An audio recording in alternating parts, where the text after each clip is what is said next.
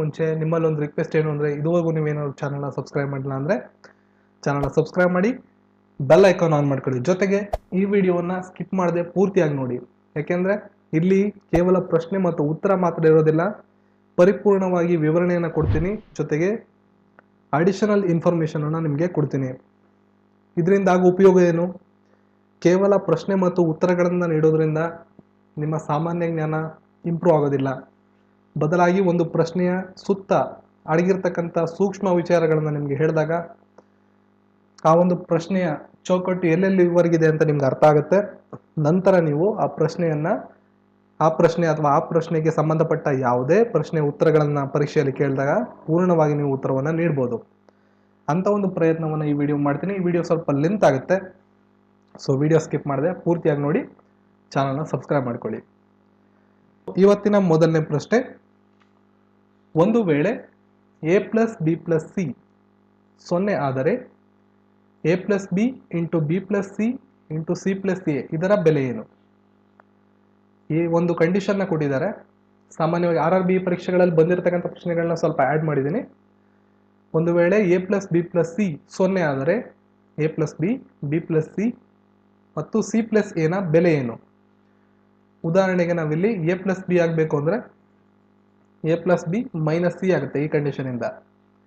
ಅದೇ ರೀತಿ B plus C minus A ಆಗುತ್ತೆ. ಅದೇ ರೀತಿ C plus A minus B ಆಗುತ್ತೆ. ನಾವು ಇದನ್ನು ಮಲ್ಟಿಪ್ಲೈ ಮಾಡಿದ್ರೆ minus C minus A minus B, minus into minus plus, plus into minus minus, ಅದರಿಂದ ಮೈನಸ್ ಆಗುತ್ತೆ, ಎ ಬಿ ಸಿ ಆಗುತ್ತೆ. ಐ ಹೋಪ್ ನಿಮಗೆ ಇದು ಪೂರ್ಣವಾಗಿ ಅರ್ಥ ಆಗಿದೆ ಅಂತ ನಾನು ಅನ್ಕೋತೀನಿ. ಮೈನಸ್ ಎ ಬಿ ಸಿ ಪ್ರಶ್ನೆಗೆ ಸರಿಯಾದಂಥ ಉತ್ತರ ಆಯ್ಕೆ 2. ಯಾಕೆಂದರೆ 3ರಲ್ಲೂ ಮೈನಸ್ ಇದೆ. ಮೈನಸ್ ಇಂಟು ಮೈನಸ್ ಪ್ಲಸ್ ಆಗುತ್ತೆ, ಆದರೆ ಪ್ಲಸ್ ಇಂಟು ಮೈನಸ್ ಮೈನಸ್ ಆಗುತ್ತೆ. ಮುಂದಿನ ಒಂದು ಪ್ರಶ್ನೆ ಸರಣಿಗೆ ಸಂಬಂಧಪಟ್ಟ ಒಂದು ಪ್ರಶ್ನೆ ಇದಾಗಿದೆ. ಬನ್ನಿ ಹಾಗಾದ್ರೆ ಈ ಸರಣಿಯನ್ನ ಹೇಗೆ ನಾವು ಬಿಡಿಸೋದು ಅಂತ ನೋಡೋಣ. ಮೊದಲನೇದು 20, 20 ಆದ್ಮೇಲೆ 31 ಇದೆ, 43 ಇದೆ, 59 ಇದೆ, 102 ಇದೆ. ಮುಂದೆ ಯಾವ ಸಂಖ್ಯೆ ಅಂತ ನಾವು ಕಂಡುಹಿಡಬೇಕು. ಈ ಸರಣಿಯನ್ನ, ಇಂತಹ ಸರಣಿಗಳನ್ನ ಕೋಡಿಂಗ್ ಮಾಡಿರ್ತಾರೆ. ಆ ಕೋಡಿಂಗ್ ಮೆಥಡ್ ಏನು ಅಂತ ನಾವು ತಿಳ್ಕೊಂಡ್ರೆ ಸುಲಭವಾಗಿ ಇದಕ್ಕೆ ಉತ್ತರವನ್ನು ನೀಡಬಹುದು. ಮೊದಲನೇದಾಗಿ ಸಾಮಾನ್ಯವಾಗಿ ನಾನು ಹೇಳೋದು, ವ್ಯತ್ಯಾಸ ಅಥವಾ ಸಂಕಲನವನ್ನು ನೀವು ಮೊದಲು ನೋಡಬೇಕು. ವ್ಯತ್ಯಾಸವನ್ನ ಸಾಮಾನ್ಯವಾಗಿ ನೋಡಿ. ಈ ಎರಡು ಸಂಖ್ಯೆಗಳ ನಡುವಿನ ವ್ಯತ್ಯಾಸ 11, ಇವೆರಡರ ನಡುವಿನ ವ್ಯತ್ಯಾಸ 12, ಈ ಎರಡು ಸಂಖ್ಯೆಗಳ ನಡುವಿನ ವ್ಯತ್ಯಾಸ 16 ಮತ್ತೆ ಇದ್ರದ್ದು 43 ಇದೆ. ನಮಗೆ ತುಂಬ ಮ್ಯಾಚ್ ಆಗ್ತಿಲ್ಲ. ಬಟ್ ಮತ್ತೊಮ್ಮೆ ಇದರ ವ್ಯತ್ಯಾಸವನ್ನು ನಾವು ನೋಡ್ಕೊಳ್ಳೋಣ. 12ರಲ್ಲಿ 11 ಹೋದರೆ 1, 16ರಲ್ಲಿ 12 ಹೋದರೆ 4, ಮತ್ತೆ 43ರಲ್ಲಿ 16 ಹೋದರೆ 27. ಸ್ಕ್ವೇರ್ ಮತ್ತು ಕ್ಯೂಬ್, ವರ್ಗ ಮತ್ತು ಘನ ಸಂಖ್ಯೆಗಳ ಬಗ್ಗೆ ನಿಮ್ಗೆ ಗೊತ್ತಿದ್ರೆ 1 ಸ್ಕ್ವೇರ್ ಅಥವಾ 1ರ ಘಾತ 1 1 ಆಗುತ್ತೆ, 2ರ ಘಾತ 2 4, 3ರ ಘಾತ 3 27. ಈ ರೀತಿಯಾಗಿ ಇದನ್ನು ಕೋಡ್ ಮಾಡಿದ್ದಾರೆ. ಅಂದರೆ 4ರ ಘಾತ 4 256 ಇಲ್ಲಿ ಬರಬೇಕು. 43ಕ್ಕೆ 256ನ ಕೊಡಿದ್ರೆ 299 ಬರುತ್ತೆ. 299ಕ್ಕೆ 102ನ ಕೊಟ್ಟರೆ 401 ಬರುತ್ತೆ. ಸೊ ಈ ರೀತಿಯಾದಂಥ ಕಾಂಪ್ಲೆಕ್ಸ್ ಸರಣಿ ಅಂತ ಕರಿತೀವಿ. ಕೆಲವೊಂದು ಸಲ ಈ ಥರ ಸೀರೀಸನ್ನು ಸ್ವಲ್ಪ ಕಾಂಪ್ಲಿಕೇಟೆಡ್ ಆಗಿ ಟಿಪಿಕಲ್ ಆಗಿ ಕೊಡ್ತಾರೆ. RRB ಪರೀಕ್ಷೆಗಳಲ್ಲಿ, ಗ್ರೂಪ್ ಡಿ ಪರೀಕ್ಷೆಗಳಲ್ಲಿ ಕೆಲವೊಮ್ಮೆ ಟಫ್ ಮಾಡೋದಕ್ಕೋಸ್ಕರ ಈ ಥರ ಸರಣಿಗಳನ್ನ ಕೊಡ್ತಾರೆ. ಸಾಧ್ಯವಾದಷ್ಟು ಸರಣಿಗಳನ್ನ ನಾನು ನನ್ನ ಸೀರೀಸಲ್ಲಿ ಕೊಡೋ ಪ್ರಯತ್ನವನ್ನು ಮಾಡ್ತೀನಿ. ನಿಮಗೆ ಇದು ಅರ್ಥ ಆಗಿದೆ ಅಂದ್ಕೊಂಡಿದ್ದೀನಿ ನಾನು. ನೋಡಿ, ಮೊದಲನೇ ಸರಣಿಯಲ್ಲಿ ನಾವು ವ್ಯತ್ಯಾಸಗಳನ್ನ ತೆಗೆದುಕೊಂಡ್ವಿ. ಇದರ ವ್ಯತ್ಯಾಸ 11, 12, 16, 43. ಮುಂದೆ ಯಾವ ಸಂಖ್ಯೆ ಅಂತ ನಮಗೆ ಗೊತ್ತಾಗಲಿಲ್ಲ. ಮತ್ತೆ ನಾವು ಇದ್ರ ವ್ಯತ್ಯಾಸವನ್ನು ತೆಗೆದುಕೊಂಡ್ವಿ. 1, 4, 27. ನಮಗೆ ಘನಮೂಲದಲ್ಲಿ ಕಾಣ್ತಾ ಇದೆ 1ರ ಘನಮೂಲ 1. ಅದೇ ರೀತಿ ಕ್ಯೂಬ್ ರೂಟ್ ಆಫ್ 4 2, 2ರ ಘಾತ 2, 3ರ ಘಾತ 3 ಅಂದರೆ 27 ಆಗುತ್ತೆ. ಅದೇ ರೀತಿ 1ರ ಘಾತ 1, 2ರ ಘಾತ 2, 3ರ ಘಾತ 3, 4ರ ಘಾತ 4 ಬರುತ್ತೆ. ಮುಂದೆ 4ರ ಘಾತ 4 256. 256ಕ್ಕೆ 43ನ ಕೊಡಿದ್ರೆ 299 ಬರುತ್ತೆ. ಇಲ್ಲೆಲ್ಲ ನಾವು ಆ್ಯಡ್ ಮಾಡ್ಕೊಂಡು ಬಂದಿರೋದ್ರಿಂದ 299ಕ್ಕೆ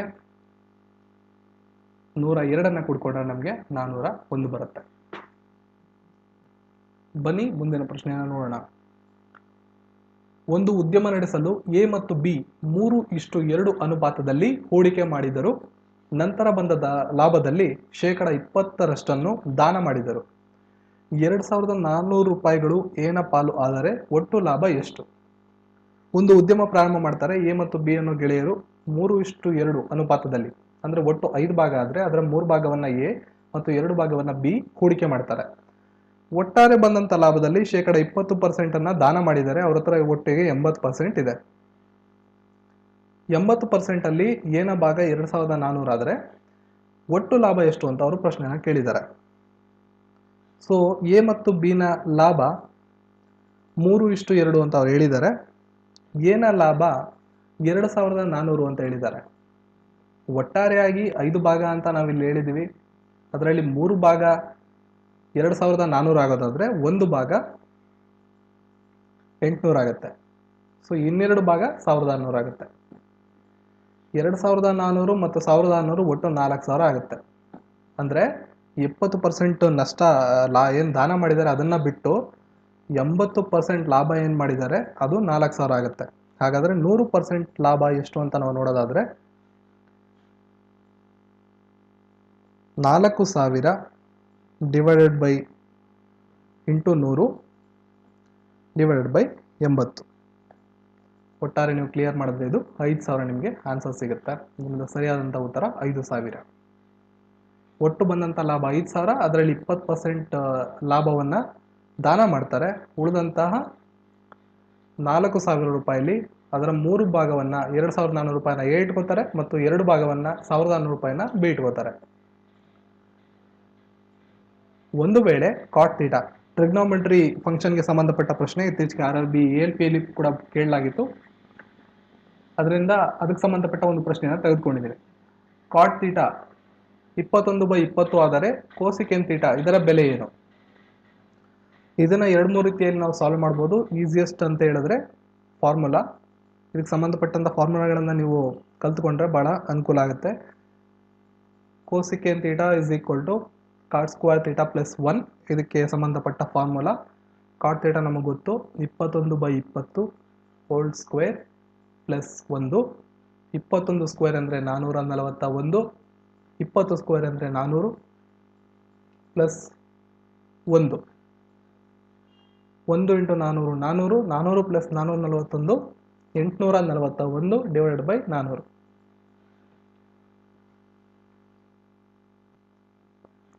ಕೋಸಿಕೆನ್ ಥೀಟಾ 841/400 ಆದರೆ ಕೋಸಿಕೆನ್ ಥೀಟಾ ಸ್ಕ್ವೇರ್ ರೂಟ್ 841/400 ಆಗುತ್ತೆ. ವರ್ಗಮೂಲ 241 ಅಂದರೆ ಇದು ಪೂರ್ಣ ವರ್ಗ 29, ಈ 400ರ ಪೂರ್ಣ ವರ್ಗ 20. ಅದರಿಂದ ಈ ಪ್ರಶ್ನೆಗೆ ಸರಿಯಾದಂಥ ಉತ್ತರ 29/20 ಆಯ್ಕೆ 1. ಮುಂದಿನ ಪ್ರಶ್ನೆ RRB ಪರೀಕ್ಷೆಯಲ್ಲಿ ಬಂದಿರತಕ್ಕಂಥ ಪ್ರಶ್ನೆ ಅಲ್ವಾ ಸಲ 120ರಿಂದ 300ರವರೆಗೆ ಎಷ್ಟು ಪೂರ್ಣ ವರ್ಗಗಳಿವೆ? ಪೂರ್ಣ ವರ್ಗಗಳು ಅಂದ್ರೆ ನಿಮ್ಗೆ ಗೊತ್ತಿರ್ಬೋದು 4, 2 ಸ್ಕ್ವೇರ್ ಅಂತ ಹೇಳಿದ್ರೆ 4 ಅಂತ ಹೇಳ್ತೀವಲ್ಲ, ಇದು ಪೂರ್ಣ ವರ್ಗ. 4, 16, 25, 9, 36 ಈ ರೀತಿ ಏನು ಸಂಖ್ಯೆಗಳಿವೆ ಇವು ಪೂರ್ಣ ವರ್ಗಗಳು ಅಂತ ಕರಿತೀವಿ. 120ರಿಂದ 300 ತನಕ ಎಷ್ಟು ಪೂರ್ಣ ವರ್ಗಗಳಿವೆ ಅಂತ ನಾವು ಕಂಡುಹಿಡಿಯಬೇಕು. 120ರಿಂದ ಮುಂದೆ ಇರತಕ್ಕಂಥ ಪೂರ್ಣ ವರ್ಗಗಳು 11 square 121, 12 square 144, 13 square 169, 14 square 196, 15 square 225, 16 square 256 ಮತ್ತು 17 ಸ್ಕ್ವೇರ್ 289. 18 ಸ್ಕ್ವೇರ್ 324 ಆಗುತ್ತೆ. 300ನ ಎಕ್ಸೀಡ್ ಮಾಡ್ತಿದೆ, ನಮಗೆ ಆ ಸಂಖ್ಯೆ ಬೇಕಾಗಿಲ್ಲ. 10 ಸ್ಕ್ವೇರ್ 100 ಇದೆ, 120ಕ್ಕಿಂತ ಕಡಿಮೆ ಇದೆ, ಅದು ಕೂಡ ನಮಗೆ ಬೇಕಾಗಿಲ್ಲ. ನಮಗೆ ಬೇಕಿರೋದು 120ಕ್ಕಿಂತ ಹೆಚ್ಚು 300ಕ್ಕಿಂತ ಕಡಿಮೆ ಇರತಕ್ಕಂಥ ಪೂರ್ಣ ವರ್ಗ ಸಂಖ್ಯೆಗಳು. 1, 2, 3, 4, 5, 6, 7 ಒಟ್ಟು 7 ಪೂರ್ಣ ವರ್ಗ ಸಂಖ್ಯೆಗಳು 120ರಿಂದ 300 ತನಕ ಬರ್ತವೆ. ಈ ರೀತಿಯಾದಂಥ ಪ್ರಶ್ನೆಗಳನ್ನ ನೀವು ಮುಂಬರುವ ಪರೀಕ್ಷೆಯಲ್ಲಿ ನಿರೀಕ್ಷೆ ಮಾಡಬಹುದು. ಈ ಸರಣಿಯನ್ನು ಪೂರ್ಣಗೊಳಿಸಿ. 4, 9, 25, 64, 169 ಯಾವ ರೀತಿಯಾದಂಥ ಕೋಡಿಂಗ್ ಅನ್ನು ಇವರು ಮಾಡಿದ್ದಾರೆ ಅಂತ ನೀವು ಇಲ್ಲಿ ಗಮನಿಸ್ಕೋಬೇಕಾಗತ್ತೆ. ಇದನ್ನು ಕೂಡ ಭಾಳ ಇಂಟ್ರೆಸ್ಟಿಂಗಾಗಿ ಕೋಡ್ ಮಾಡಿದ್ದಾರೆ. 2 ಇದೆ, 9 ಇದೆ, 25 ಇದೆ, 64 ಇದೆ, 129 ಇದೆ. ನಮಗೆ ನೋಡಿದ ತಕ್ಷಣ ಗೊತ್ತಾಗ್ತದೆ ಇದು 2 square, 3 square, 5 square, 8 square, 13 square. But connection ಸಿಗ್ತಾ ಇಲ್ಲ, ಯಾಕಂದರೆ ಡಿಫ್ರೆನ್ಸ್ 1 ಬರ್ತಿದೆ, ಇಲ್ಲಿ 2 ಬರ್ತಿದೆ, ಇಲ್ಲಿ 3 ಬರ್ತಿದೆ, ಇಲ್ಲಿ 5 ಬರ್ತಿದೆ. ಸೊ ಎಕ್ಸಾಕ್ಟ್ ಕನೆಕ್ಷನ್ ಸಿಗ್ತಾ ಇಲ್ಲ. ಇದನ್ನು ಯಾವ ರೀತಿ ಕೋಡ್ ಮಾಡಿದ್ದಾರೆ ಅಂತ ನಾನು ಹೇಳ್ತಿದ್ದೀನಿ ನೋಡಿ. ಮೊದಲನೇದಾಗಿ 4, 2 ಸ್ಕ್ವೇರ್, 3 ಸ್ಕ್ವೇರ್, 5 ಸ್ಕ್ವೇರ್, 8 ಸ್ಕ್ವೇರ್ ಮತ್ತು 13 ಸ್ಕ್ವೇರ್.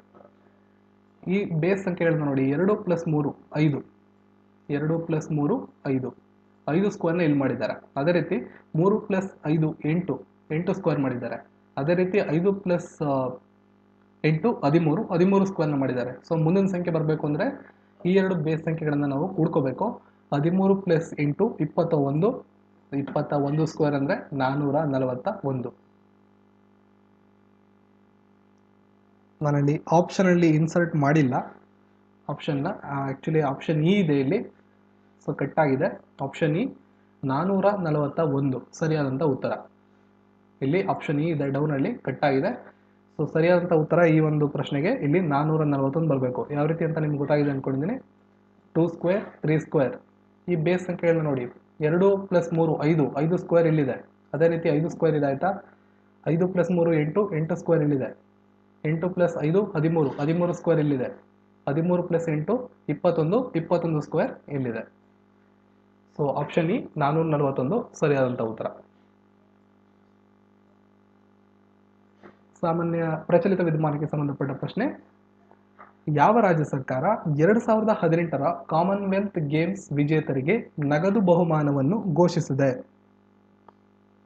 ಮಹಾರಾಷ್ಟ್ರ, ಕರ್ನಾಟಕ, ಗುಜರಾತ್ ಮತ್ತು ಹರಿಯಾಣ. ಪ್ರಶ್ನೆಗೆ ಸರಿಯಾದಂಥ ಉತ್ತರ. ನೀವು ವಿಡಿಯೋ ಪಾಸ್ ಮಾಡಿ ನೀವು ಕೂಡ ಉತ್ತರವನ್ನು ನೀಡಬಹುದು. ಸರಿಯಾದಂಥ ಉತ್ತರ ಇದಕ್ಕೆ ಮಹಾರಾಷ್ಟ್ರ ಸರ್ಕಾರ.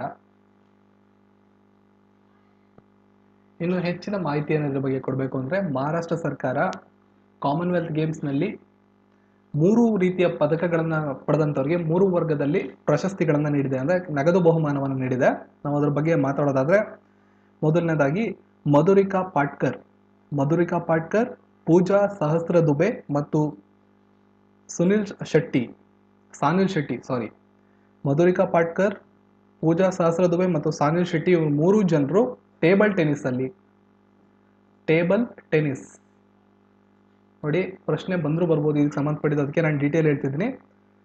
ಮಧುರಿಕಾ ಪಾಟ್ಕರ್, ಪೂಜಾ ಸಹಸ್ರ ದುಬೆ ಮತ್ತು ಸಾನಿಲ್ ಶೆಟ್ಟಿ ಇವರು 3 ಜನ ಟೇಬಲ್ ಟೆನ್ನಿಸಲ್ಲಿ ಚಿನ್ನದ ಪುರಸ್ಕಾರವನ್ನು ಪಡೆದಿದ್ರು ಕಾಮನ್ವೆಲ್ತ್ ಕ್ರೀಡಾಕೂಟದಲ್ಲಿ. ಈ ಚಿನ್ನದ ಪುರಸ್ಕಾರವನ್ನು ಯಾರ್ಯಾರು ಪಡೆದಿದ್ದಾರೋ ಅವ್ರಿಗೆ ಮಹಾರಾಷ್ಟ್ರ ಸರ್ಕಾರ 50 ಲಕ್ಷ ರೂಪಾಯಿ ತಲಾ ನಗದು ಬಹುಮಾನವನ್ನು ಘೋಷಿಸಿದೆ.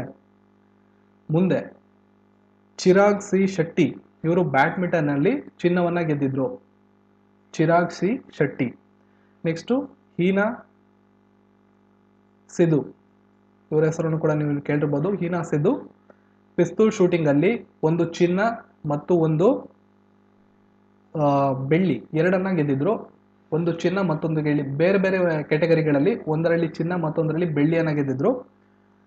ಇವರಿಷ್ಟು ಜನಕ್ಕೆ ಮಧುರಿಕಾ ಪಾಟ್ಕರ್, ಪೂಜಾ ಸಹಸ್ರ ದುಬೆ, ಸಾನಿಲ್ ಶೆಟ್ಟಿ, ಚಿರಾಗ್ ಸಿ ಶೆಟ್ಟಿ, ಹೀನಾ ಸಿಧು ಇವರಿಷ್ಟು ಜನಕ್ಕೆ ಮಹಾರಾಷ್ಟ್ರ ಸರ್ಕಾರ ಚಿನ್ನದ ಪುರಸ್ಕಾರವನ್ನು ಪಡೆದಂಥವ್ರಿಗೆ 50 ಲಕ್ಷ, ಬೆಳ್ಳಿ ಪುರಸ್ಕಾರವನ್ನು ಪಡೆದಂಥವ್ರಿಗೆ 30 ಲಕ್ಷ ಮತ್ತು ಕಂಚಿನ ಪುರಸ್ಕಾರ ಬ್ರೌನ್ಸ್ ಪ್ರಶಸ್ತಿಯನ್ನು ಪಡೆದಂಥವ್ರಿಗೆ ಅಥವಾ ಪದಕವನ್ನು ಪಡೆದಂಥವ್ರಿಗೆ 20 ಲಕ್ಷ ರೂಪಾಯಿಗಳ ತಲಾ ಪ್ರತಿಯೊಬ್ಬರಿಗೂ ಕೂಡ ಬಹುಮಾನವನ್ನು ಘೋಷಣೆ ಮಾಡಿದೆ.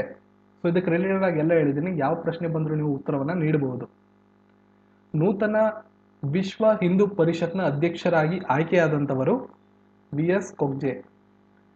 ಇದ್ರ ಬಗ್ಗೆ ನೀವು ಅಡಿಷನಲ್ ಇನ್ಫಾರ್ಮೇಶನ್ ನೋಡ್ಬೋದು. ನನ್ನ ಹತ್ರ ಸದ್ಯಕ್ಕೆ ಹೆಚ್ಚು ಮಾಹಿತಿ ಇದ್ರ ಬಗ್ಗೆ ಇಲ್ಲ. ಗುಂಪಿಗೆ ಸೇರದ ಪದವನ್ನು ಹೊರತೆಗೆಯಿರಿ. ಆಡ್ ನಂಬರ್ ಸೀರೀಸ್ ಅಂತ ನೀವು ಕೇಳಿರ್ತೀರ. ಆಡ್ ನಂಬರ್ ಸೀರೀಸ್ ಅಂತ, ಈಗ ಸಂಖ್ಯೆಗಳಲ್ಲಿ ನಾವು ಗುಂಪಿಗೆ ಸೇರದ ಪದವನ್ನು ಹೊರಡೆ ತೆಗಿತೀವಿ. ನಾನು ತುಂಬ ಸಲ ಅದನ್ನು ಮಾಡಿದ್ದೀನಿ. ಈ ರೀತಿ ಯಾವುದೋ ಒಂದು ರಿಲೇಟೆಡ್ ಇಲ್ಲದೆ ಇರೋವಂಥ ಸಂಖ್ಯೆನ ನಾವು ಹೊರಡೆ ತೆಗಿಬೇಕು ಅಂತ ಕೊಡ್ತಾರೆ. ಅದೇ ರೀತಿ RRB ಎಕ್ಸಾಮ್ಸಲ್ಲಿ ಈ ರೀತಿಯಾಗಿ ಗುಂಪಿಗೆ ಸೇರದ ಪದವನ್ನು ಕೊಟ್ಟಿರ್ತಾರೆ.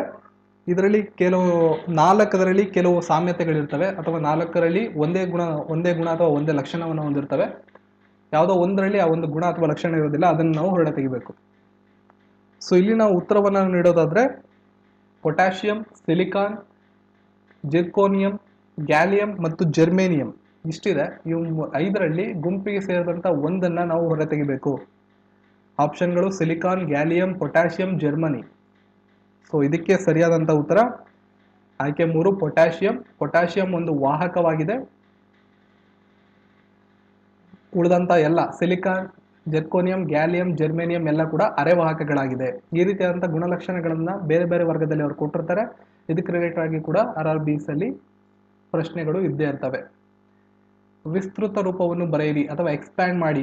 RDW ಅಂದ್ರೆ ಏನು?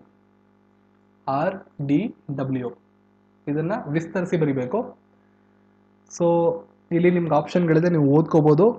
ನಾನು ಡೈರೆಕ್ಟ್ ಇಲ್ಲಿ ಆನ್ಸರ್ನ ನಿಮಗೆ ಕೊಡ್ತೀನಿ. ಸರಿಯಾದಂಥ ಉತ್ತರ red blood cell distribution width ಅಂತ. Red blood cell distribution width. So ಪ್ರಶ್ನೆಗೆ ಸರಿಯಾದಂಥ ಉತ್ತರ ಆಯ್ಕೆ 3 red blood cell distribution width. ಮುಂದಿನ ಪ್ರಶ್ನೆ ನಾವು ನೋಡೋದಾದ್ರೆ ಹೊಂದಿಸಿ ಬರೆಯಿರಿ. ಗಾಲ್ಗಿ ಸಂಕೀರ್ಣ, ಸೆಂಟ್ರಿಯಾಲ್, ಮೈಟೋಕಾಂಡ್ರಿಯಾ 3 ಇದೆ. ಅದರ ಕಾರ್ಯಗಳೇನು ಅಂತ. ಶಕ್ತಿ ಉತ್ಪಾದನಾ ಕೇಂದ್ರ, ಕೋಶ ವಿಭಜನೆ, ಕಿಣ್ವಗಳ ಉತ್ಪಾದನೆ. ನಿಮಗೆಲ್ಲ ಆಪ್ಷನ್ಗಳಿದೆ, ಯಾವ ರೀತಿಯಾದಂಥ ಆಯ್ಕೆಗಳನ್ನು ನೀವು ಚೂಸ್ ಮಾಡ್ತೀರಾ ಅಂತ. ಸೊ ಈ ಪ್ರಶ್ನೆಗೆ ನೀವು ಉತ್ತರವನ್ನು ವಿಡಿಯೋ ಪಾಸ್ ಮಾಡಿ ಬೇಕಾದ್ರೆ ಕೊಡ್ಬೋದು. ಸರಿಯಾದಂಥ ಉತ್ತರ ಆಪ್ಷನ್ 4 ಗಾಲ್ಗಿ ಸಂಕೀರ್ಣ, ಕಿಣ್ವಗಳ ಉತ್ಪಾದನೆ. ಕಿಣ್ವ ಅಂದರೆ ಎನ್ಸೈಮ್ ಅಂತ ಕರಿತೀವಿ. ಎನ್ಸೈಮ್, ಗಾಲ್ಗಿ ಸಂಕೀರ್ಣ, ಕಿಣ್ವಗಳ ಉತ್ಪಾದನೆ. ಸೆಂಟ್ರಿಯಾಲ್, ಕೋಶ ವಿಭಜನೆ, ಏನು ಚೇಂಜ್ ಇಲ್ಲ. ಮೈಟೋಕಾಂಡ್ರಿಯಾ, ಶಕ್ತಿ ಉತ್ಪಾದನಾ ಕೇಂದ್ರ. ಸೊ ಆಪ್ಷನ್ ಡಿ ಸರಿಯಾದಂಥ ಉತ್ತರ. ವಿದ್ಯುತ್ ರೋಧದ ಅಂತಾರಾಷ್ಟ್ರೀಯ ಏಕಮಾನ ಯಾವುದು? ವಿದ್ಯುತ್ ರೋಧ ಇದರ ಅಂತಾರಾಷ್ಟ್ರೀಯ ಏಕಮಾನ ಯಾವುದು? Ohm, ampere, watt, joule. 4 ಆಯ್ಕೆಗಳಿದೆ. ಸರಿಯಾದಂಥ ಉತ್ತರ ಆಯ್ಕೆ 1 ಓಮ್. ಓಮ್. ಸೊ ಆಂಪಿಯರ್ ಅಂತ ಏನು ಹೇಳ್ತೀವಿ, ಇದು ವಿದ್ಯುತ್ ಪ್ರವಾಹದ ಅಂತಾರಾಷ್ಟ್ರೀಯ ಏಕಮಾನ. ವ್ಯಾಟ್ ವಿದ್ಯುತ್ ಸಾಮರ್ಥ್ಯ, ಇದು ವಿದ್ಯುತ್ ಸಾಮರ್ಥ್ಯ, ಇದು ವಿದ್ಯುತ್ ಪ್ರವಾಹ. ಮತ್ತೆ ಜೌಲ್ ಇದು ವಿದ್ಯುತ್ ಶಕ್ತಿ ಸಂಬಂಧಪಟ್ಟಿದಂತ ಅಂತಾರಾಷ್ಟ್ರೀಯ ಏಕಮಾನ. ವಿದ್ಯುತ್ ರೋಧ ಓಮ್, ವಿದ್ಯುತ್ ಪ್ರವಾಹ ಆಂಪಿಯರ್, ವಿದ್ಯುತ್ ಸಾಮರ್ಥ್ಯ ವ್ಯಾಟ್ ಮತ್ತು ವಿದ್ಯುತ್ ಶಕ್ತಿ ಜೌಲ್. ಯಾವುದಕ್ಕೆ ರಿಲೇಟೆಡ್ ಆಗಬೇಕಾದ್ರೂ ಪ್ರಶ್ನೆಗಳು ಎಕ್ಸಾಮ್ ಅಲ್ಲಿ ಬರ್ಬೋದು. ARP ಲಿ ಆದಷ್ಟು ಪ್ರಶ್ನೆಗಳು ಇದ್ರ ಬಗ್ಗೆ ಬಂದಿದೆ. ಒಬ್ಬ ವ್ಯಕ್ತಿಯು ಓಡುವಾಗ ನಿಲ್ಲಲು ವೇಗವನ್ನು ಕಡಿಮೆ ಮಾಡುತ್ತಾ ಸಾಗುವುದು ನ್ಯೂಟನ್ನ ಯಾವ ನಿಯಮದ ಅನ್ವಯಿಕವಾಗಿದೆ? ನ್ಯೂಟನ್ನ ನಿಯಮದ ಬಗ್ಗೆ ಪ್ರಶ್ನೆಯನ್ನ ಕೇಳಿದ್ದಾರೆ. ಯಾವ ನಿಯಮ ಈ ಒಂದು ಸಾಲಿನ ಅನ್ವಯಿಕ? ಒಬ್ಬ ವ್ಯಕ್ತಿ ಓಡುವಾಗ ನಿಲ್ಲಲು ವೇಗವನ್ನು ಕಡಿಮೆ ಮಾಡುತ್ತಾ ಸಾಗುವುದು. ಸೊ ಈ ಒಂದು ಪ್ರಶ್ನೆಗೆ ಸರಿಯಾದಂಥ ಉತ್ತರ ನ್ಯೂಟನ್ನ 2ನೇ ನಿಯಮ. ನ್ಯೂಟನ್ನ ನಿಯಮಗಳ ಬಗ್ಗೆ ನಾನೊಂದಿಷ್ಟು ಮಾಹಿತಿಯನ್ನು ನಿಮಗೆ ನೀಡೋದಾದ್ರೆ, ನ್ಯೂಟನ್ನ ಮೊದಲ ನಿಯಮದ 3 ನಿಯಮಗಳ ಸ್ಟೇಟ್ಮೆಂಟ್ ಅನ್ನು ನಿಮ್ಗೆ ಹೇಳ್ಬಿಡ್ತೀನಿ. ಮೊದಲನೇ ನಿಯಮ, ಒಂದು ವಿಶ್ರಾಂತಿ ಸ್ಥಿತಿಯಲ್ಲಿರುವ ವಸ್ತು ವಿಶ್ರಾಂತಿ ಸ್ಥಿತಿಯಲ್ಲೇ ಇರುತ್ತದೆ. ಸಮವೇಗದಲ್ಲಿ ಚಲಿಸುತ್ತಿರುವ ವಸ್ತು ಸಮವೇಗದಲ್ಲೇ ಇರುತ್ತದೆ.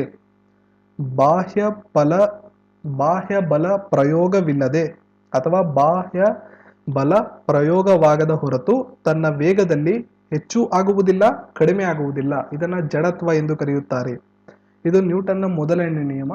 ಮೊದಲನೇ ನಿಯಮಕ್ಕೆ ಒಂದು ಅನ್ವಯಿಕವನ್ನ ಕೊಡಬೇಕು ಅಂದ್ರೆ, ಯಾವುದಾದ್ರೂ ವಾಹನದಲ್ಲಿ ಚಲಿಸಬೇಕಾದ್ರೆ ಬ್ರೇಕ್ ಹಾಕಿದಾಗ ವಾಹನದಲ್ಲಿ ಚಲಿಸ್ತಿರತಕ್ಕಂಥ ವ್ಯಕ್ತಿ ಮುಂದಕ್ಕೆ ಮುಗ್ಗರಿಸೋದು. ನಾವು ಹಲವಾರು ಸಲ ಬಸ್ಸಲ್ಲಿ ಟ್ರಾವೆಲ್ ಮಾಡಬೇಕಾದ್ರೆ ಇಂಥ ಒಂದು ಅನುಭವ ನಮ್ಗಾಗಿರ್ತದೆ. ಜೊತೆಗೆ ಕುದುರೆ ಗಾಡಿಯಲ್ಲಿ ನಾವು ಕುದುರೆನ ಓಡಿಸ್ಕೊಂಡು ಹೋಗ್ಬೇಕಾದ್ರೆ ಸಡನ್ ಆಗಿ ಆ ಕುದುರೆ ನಿಂತಾಗ ನಾವು ಮುಂದೆ ಮುಗ್ಗರಿಸೋದು. ಸೊ ಇದು ಈ ಒಂದು ಅನ್ವಯಿಕೆಗಳು ಮೊದಲನೇ ನಿಯಮಕ್ಕೆ ಸಂಬಂಧಪಡ್ತದೆ. ಇಲ್ಲಿ ಕೊಟ್ಟಿರ್ತಕ್ಕಂಥ ನಿಯಮ ಈ ಸ್ಟೇಟ್ಮೆಂಟ್ 2ನೇ ನಿಯಮಕ್ಕೆ ಸಂಬಂಧಪಡುತ್ತೆ. 2ನೇ ನಿಯಮ ಏನು ಹೇಳ್ತಾ ಅಂದ್ರೆ, ಒಂದು ವಸ್ತುವಿನ ಮೇಲೆ ಪ್ರಯೋಗಿಸಿದ ಬಲದ ಪ್ರಮಾಣವು ವಸ್ತುವಿನ ದ್ರವ್ಯರಾಶಿ ಮತ್ತು ವೇಗೋತ್ಕರ್ಷಕ್ಕೆ ನೇರ ಅನುಪಾತದಲ್ಲಿ ಇರುತ್ತದೆ. ಫೋರ್ಸ್ ಅಂತ ಕರಿತೀವಿ. Force is directly proportional to MA. ದ್ರವ್ಯರಾಶಿ ಮಾಸ್ ಮತ್ತು ವೇಗೋತ್ಕರ್ಷ acceleration. Force directly proportional to mass into acceleration. ಇದು ನ್ಯೂಟನ್ನ 2ನೇ ನಿಯಮ. ಇದಕ್ಕೆ ಸಂಬಂಧಪಟ್ಟಂತ ಸ್ಟೇಟ್ಮೆಂಟ್. ಇನ್ನು ಮೂರನೇ ನಿಯಮದ ಬಗ್ಗೆ ನಿಮಗೆಲ್ಲ ಗೊತ್ತಿರ್ತದೆ. ಒಂದು ಕ್ರಿಯೆಗೆ ಸಮನಾದ ಮತ್ತು ವಿರುದ್ಧವಾದಂಥ ಪ್ರತಿಕ್ರಿಯೆ ಇರ್ತದೆ. ಉದಾಹರಣೆಗೆ ರಾಕೆಟ್ ಉಡಾವಣೆ, ಬಂದೂಕಿನಿಂದ ಹೊರಟಂಥ ಗುಂಡು, ಇವಿಷ್ಟು ಇದಕ್ಕೆ ಸಂಬಂಧಪಟ್ಟಂತ ಮಾಹಿತಿ ಆಗುತ್ತೆ. ಧನುರ್ವಾಯು ಈ ಕೆಳಗಿನ ಯಾವ ಬ್ಯಾಕ್ಟೀರಿಯಾದಿಂದ ಹರಡುತ್ತದೆ? ಆಯ್ಕೆಗಳನ್ನ ನೀವು ನೋಡ್ಕೋಬಹುದು. ಸೋಲ್ಮೆನೆಲ್ಲಾ ಟೈಫಿ, ಮೈಕ್ರೋಬ್ಯಾಕ್ಟೀರಿಯಂ ಲಿಪ್ರೆ, ಕೋಸ್ಮೋಡಿಯಂ ಟೆಟಾನಿ, ಬೆಸಿಲಸ್ ಅಂಥ್ರಾಸಿಸ್. 4 ಆಯ್ಕೆಗಳಿದೆ ನಿಮಗೆ. ಇದರಲ್ಲಿ ಧನುರ್ವಾಯು ಯಾವುದರಿಂದ ಹರಡುತ್ತದೆ ಅಂತ ಪ್ರಶ್ನೆಯನ್ನ ಕೇಳಿದ್ದಾರೆ. ಧನುರ್ವಾಯು ಟೆಟಾನಸ್ ಅಂತ ಕರಿತೀವಿ. ಸೊ ಉತ್ತರ ನಿಮ್ಗೆ ಗೊತ್ತಾಗಿರ್ಬೋದು. ಸರಿಯಾದಂಥ ಉತ್ತರ ಕ್ಲೋಸ್ಟ್ರಿಡಿಯಂ ಟೆಟಾನಿ. ಈ ಒಂದು ಬ್ಯಾಕ್ಟೀರಿಯಾದಿಂದ ಧನುರ್ವಾಯು ಬರ್ತದೆ ಅಥವಾ ಟೆಟಾನಸ್ ಬರ್ತದೆ. ಇದನ್ನ ಹೊರತುಪಡಿಸಿ ಸೆಲ್ಮೊನೆಲ್ಲಾ ಟೈಫಿ ಈ ಒಂದು ಬ್ಯಾಕ್ಟೀರಿಯಾದ ಅಭಾವದಿಂದ ಅಥವಾ ಈ ಒಂದು ಬ್ಯಾಕ್ಟೀರಿಯಾದ ಪರಿಣಾಮದಿಂದ ವಿಷಮ ಶೀತ ಜ್ವರ ಬರ್ತದೆ. ವಿಷಮ ಶೀತ ಜ್ವರ ಬಹಳ ಸಲ ಕೇಳ್ಬೋದು. ಟೈಫಾಯ್ಡ್ ಅಂತ ಕರಿತೀವಿ. ವಿಷಮ ಶೀತ ಜ್ವರ, ಸೆಲ್ಮೊನೆಲ್ಲಾ ಟೈಫಿ, ಈ ಒಂದು ಹೆಸರುಗಳನ್ನ ನೆನ್ಪಿಟ್ಕೊಳ್ಳಿ, ಎಕ್ಸಾಮ್ಸ್ ಅಲ್ಲಿ ಬರಬಹುದು. ಇದು ಮೈಕ್ರೋಬ್ಯಾಕ್ಟೀರಿಯಂ ಲಿಪ್ರೆ, ಇದು ಕೂಡ ಒಂದು ಬ್ಯಾಕ್ಟೀರಿಯಾ. ಕುಷ್ಠರೋಗ ಲಿಪ್ರೆಸಿಗೆ ಇದು ಕಾರಣ ಆಗುತ್ತೆ. ಲಿಪ್ರೋಸಿ ಕುಷ್ಠರೋಗಕ್ಕೆ ಕಾರಣವಾಗುವಂಥ ಬ್ಯಾಕ್ಟೀರಿಯಾ ಮೈಕ್ರೋಬ್ಯಾಕ್ಟೀರಿಯಂ ಲೆಪ್ರೆ. ಮತ್ತೊಂದು ಅದರಲ್ಲಿ ಇನ್ನೊಂದು ಏನು ಬರುತ್ತೆ, ಮೈಕ್ರೋಬ್ಯಾಕ್ಟೀರಿಯಂ ಲೆಪ್ರೆ ಮತ್ತು ಮೈಕ್ರೋಬ್ಯಾಕ್ಟೀರಿಯಂ ಮೆಟಾಸಿಸ್ ಅಂತ ಬರ್ತದೆ. ಎರಡೂ ಕೂಡ ಈ ಕುಷ್ಠರೋಗವನ್ನು ತರ್ತಕ್ಕಂಥ ಬ್ಯಾಕ್ಟೀರಿಯಾಗಳಾಗಿವೆ.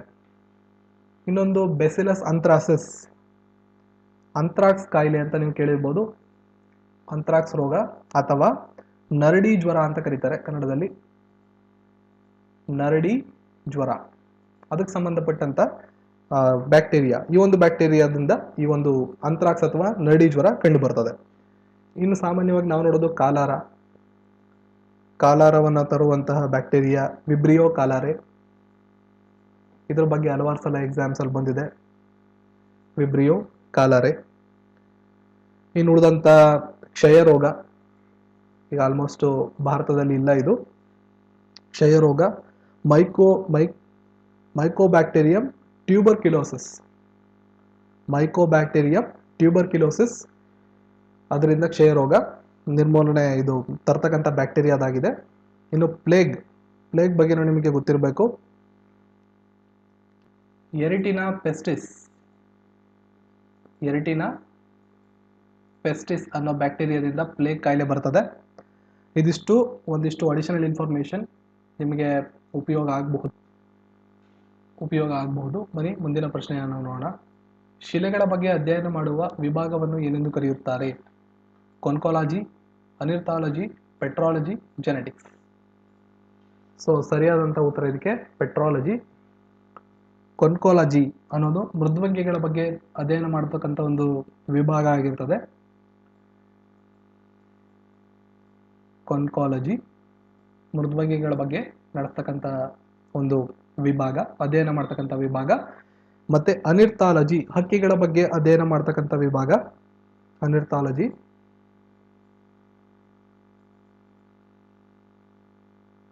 ಹಕ್ಕಿಗಳ ಬಗ್ಗೆ ಅಧ್ಯಯನ ಮಾಡ್ತಕ್ಕಂಥ ವಿಭಾಗ. ಜೆನೆಟಿಕ್ಸ್ ನಿಮ್ಗೆ ಗೊತ್ತಿರ್ಬೋದು, ಅನುವಂಶೀಯತೆ ಅದ್ರ ಬಗ್ಗೆ ಅಧ್ಯಯನ ಮಾಡ್ತಕ್ಕಂಥ ವಿಭಾಗ. ಇನ್ನು ಪೆಟ್ರಾಲಜಿ ಶಿಲೆಗಳ ಬಗ್ಗೆ ಅಧ್ಯಯನ ಮಾಡ್ತಕ್ಕಂಥ ವಿಭಾಗ. ಇದ್ರ ಬಗ್ಗೆನೂ ಸಾಮಾನ್ಯವಾಗಿ RRBಲಿ ಯಾವುದೇ ಒಂದು ವಿಭಾಗದ ಬಗ್ಗೆ ಅಧ್ಯಯನ ಶಾಸ್ತ್ರದ ಬಗ್ಗೆ ಪ್ರಶ್ನೆಗಳು ಬರ್ತಿರುತ್ತೆ. ಕರ್ನಾಟಕದ ಪ್ರಸ್ತುತ ಅಡ್ವೊಕೇಟ್ ಜನರಲ್ ಯಾರು? GR Yathirajulu Naidu, Uday Holla, Prabhuling K, Madhusudan R Nayak. 4 ಜನದಲ್ಲಿ ಪ್ರಸ್ತುತ ಕರ್ನಾಟಕದ ಅಡ್ವೊಕೇಟ್ ಜನರಲ್ ಯಾರು? ಸರಿಯಾದಂಥ ಉತ್ತರ ಆಯ್ಕೆ 2, ಉದಯ್ ಹೊಳ್ಳ. ಇವರು ಕರ್ನಾಟಕದ ಪ್ರಸ್ತುತ ಅಡ್ವೊಕೇಟ್ ಜನರಲ್. ಕರ್ನಾಟಕದ 32ನೇ ಅಡ್ವೊಕೇಟ್ ಜನರಲ್ ಆಗಿ ಇವರು ಕಾರ್ಯನಿರ್ವಹಿಸ್ತಾ ಇದ್ದಾರೆ. 1/6/2018ರಿಂದ, ಅಂದರೆ ಜೂನ್ 1ನೇ ತಾರೀಕು 2018ರಿಂದ ಇವರು 32ನೇ ಅಡ್ವೊಕೇಟ್ ಜನರಲ್ ಆಗಿ ಕಾರ್ಯನಿರ್ವಹಿಸ್ತಾ ಇದ್ದಾರೆ. GR ಯತಿರಾಜುಲು ನಾಯ್ಡು ಅವರು ಕರ್ನಾಟಕದ ಮೊಟ್ಟ ಮೊದಲ ಅಡ್ವೊಕೇಟ್ ಜನರಲ್ ಆಗಿ ಕೆಲಸ ಮಾಡಿದಂಥವ್ರು.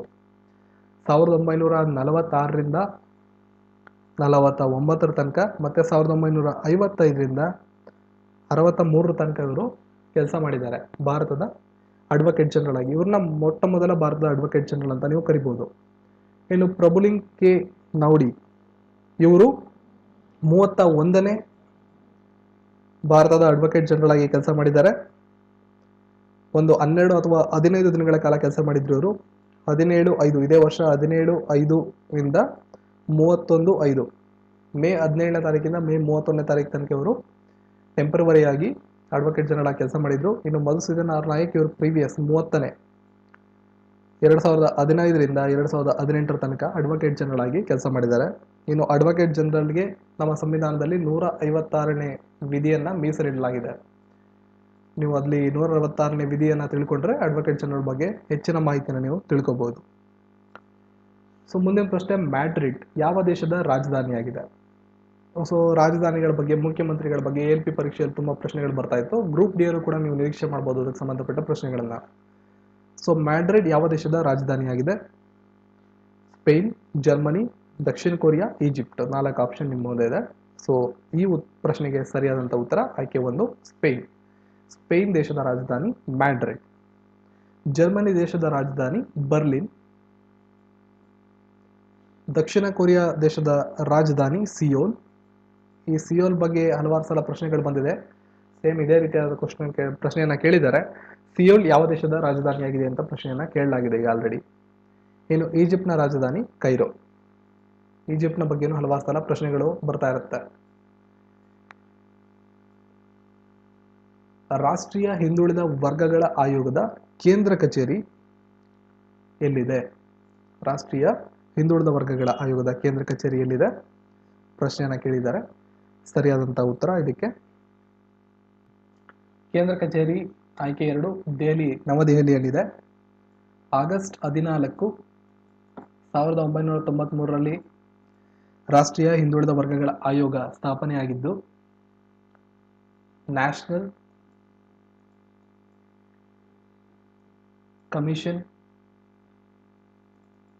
Commission for backward classes. ನೀವು ಬೇಕಾದ್ರೆ ಅಫಿಷಿಯಲ್ ಸೈಟ್ಗೆ ಹೋಗಿ ಚೆಕ್ ಮಾಡ್ಬೋದು. National commission for backward classes NCBC ಅಂತ ಟೈಪ್ ಮಾಡಿದ್ರೆ ನಿಮಗೆ ಗೂಗಲಲ್ಲಿ ಸಿಗುತ್ತೆ. ಆಗಸ್ಟ್ 14, 1993 ಸ್ಥಾಪನೆ ಆಯಿತು. ನವದೆಹಲಿಯಲ್ಲಿ ಇದರ ಕೇಂದ್ರ ಕಚೇರಿ ಇದೆ. ಇದಕ್ಕೆ ಆಯ್ಕೆಯಾದಂಥವರ ಕಾಲಾವಧಿ 3 ವರ್ಷಗಳು. 340ನೇ ವಿಧಿ, ಸಂವಿಧಾನದ 340ನೇ ವಿಧಿಯನ್ನು ಇದಕ್ಕೆ ಮೀಸಲಿಡಲಾಗಿದೆ. ಮೊಟ್ಟ ಮೊದಲ ಅಧ್ಯಕ್ಷರಾದಂಥವರು ನ್ಯಾಯಮೂರ್ತಿ RN ಪ್ರಸಾದ್ ಅವರು. ನ್ಯಾಯಮೂರ್ತಿ RN ಪ್ರಸಾದ್ ಅವರು ಮೊಟ್ಟ ಮೊದಲ ಅಧ್ಯಕ್ಷರಾಗಿದ್ದು, ಪ್ರಸ್ತುತ ಈಶ್ವರಯ್ಯ ಇವರು ಅಧ್ಯಕ್ಷರಾಗಿದ್ದಾರೆ ಪ್ರಸ್ತುತ. ಸೊ ಈ ಒಂದು NCBC national commission for backward classes ಇದು ministry of social justice and empowerment. Ministry of social justice and empowerment ಇದರ ಈ ಒಂದು ಕೇಂದ್ರ ಸರ್ಕಾರದ ಸಚಿವಾಲಯದ ಅಡಿಯಲ್ಲಿ ಬರ್ತದೆ NCBC. ಪ್ರಸ್ತುತವಾಗಿ ಕೇಂದ್ರ ಸಚಿವರ ಬಗ್ಗೆ ಇತ್ತೀಚೆಗೆ ಪ್ರಶ್ನೆಗಳು ಕೇಳ್ತಾ ಇರೋದ್ರಿಂದ ತವಾರ್ ಚಂದ್ ಗೆಹ್ಲೋಟ್ ಅಂತ ಇವರು. ತವಾರ್ ಚಂದ್ ಗೆಹ್ಲೋಟ್ ಇವರು ಪ್ರಸ್ತುತ ministry of social justice and empowerment ನ ಸಚಿವರಾಗಿದ್ದಾರೆ ಸೆಂಟ್ರಲ್ ಗವರ್ಮೆಂಟ್ ಅಲ್ಲಿ. ಇದ್ರ ಬಗ್ಗೆ ನಾನು ಆದಷ್ಟು ಬೇಗ ಒಂದು ವಿಡಿಯೋನ ನಿಮಗೆ SPK Kannada YouTube channel provide ಮಾಡ್ತೀನಿ. ಈಗ ಆಲ್ರೆಡಿ ಕರ್ನಾಟಕ ಸರ್ಕಾರದ ಕ್ಯಾಬಿನೆಟ್ ಮಿನಿಸ್ಟರ್ಗಳ ವಿಡಿಯೋನ ನಾನು ಅಪ್ಲೋಡ್ ಮಾಡಾಗಿದೆ. ನೀವ್ಯಾರು ನೋಡಿಲ್ಲ ಅಂದರೆ ದಯವಿಟ್ಟು ಹೋಗಿ ಇವಾಗಲೇ ನೋಡಿ, ವಿಡಿಯೋ ಮುಗಿದ ಮೇಲೆ ಹೋಗಿ ಅದನ್ನು ನೋಡ್ಬೋದು. ಮಿಸ್ಸಿಂಗ್ ನಂಬರ್ ಬಗ್ಗೆ ಒಂದು ಪ್ರಶ್ನೆ ಸಾಮಾನ್ಯವಾಗಿರುತ್ತೆ ಅರಬಿಯಲ್ಲಿ. ಸೊ ಅಲ್ಲಿ ರಿಲೇಷನ್ನ ನೀವು ನೋಡ್ಕೋಬೇಕಾಗತ್ತೆ. ಮಿಸ್ ಆಗಿರ್ತಕ್ಕಂಥ ನಂಬರನ್ನು ನೀವು ಕೊಡಬೇಕಾಗುತ್ತೆ. ಸೊ ಈ ಪ್ರಶ್ನೆಗೆ ಉತ್ತರವನ್ನು ಕೊಡೋ ಪ್ರಯತ್ನವನ್ನು ಮಾಡಿ. ವಿಡಿಯೋ ಪಾಸ್ ಮಾಡಿ ಉತ್ತರವನ್ನು ನೀವು ನೀಡ್ಬೋದು. ಸೊ ಇಲ್ಲಿ ಯಾವ ರೀತಿ ಕೋಡಿಂಗನ್ನು ಮಾಡಿದ್ದಾರೆ ಅಂತ ನಾನು ತಿಳಿಸ್ತೀನಿ.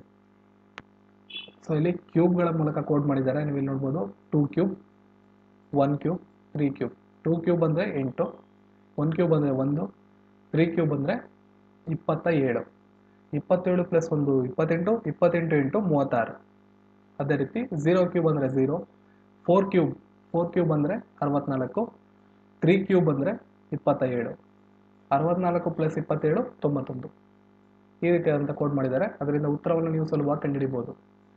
ಉತ್ತರ 4 ಕ್ಯೂಬ್, 2 ಕ್ಯೂಬ್, 1 ಕ್ಯೂಬ್. 4 ಕ್ಯೂಬ್ ಅಂದರೆ 64, 2 ಕ್ಯೂಬ್ ಅಂದರೆ 8, 1 ಕ್ಯೂಬ್ ಅಂದರೆ 1, 64 ಪ್ಲಸ್ 8 72, 72 ಪ್ಲಸ್ 1 73. ಆಯ್ಕೆ 1 ಸರಿಯಾದಂಥ ಉತ್ತರ.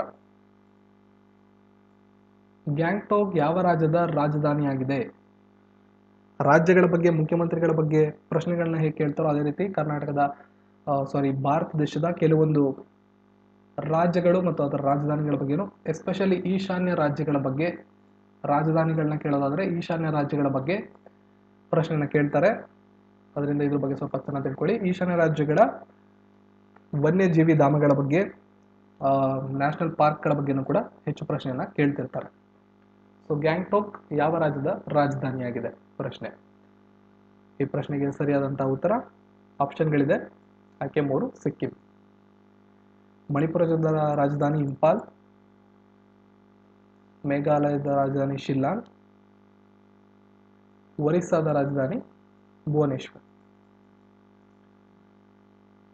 ನಿಮ್ಗೇನಾದರೂ ಇದ್ರ ಬಗ್ಗೆ ಇನ್ನೊಂದಿಷ್ಟು ಎಕ್ಸ್ಟ್ರಾ ಇನ್ಫಾರ್ಮೇಶನ್ ಬೇಕು ಅನ್ನೋದಾದ್ರೆ ನಾನೊಂದು ವಿಡಿಯೋವನ್ನು ಮಾಡಿದ್ದೀನಿ.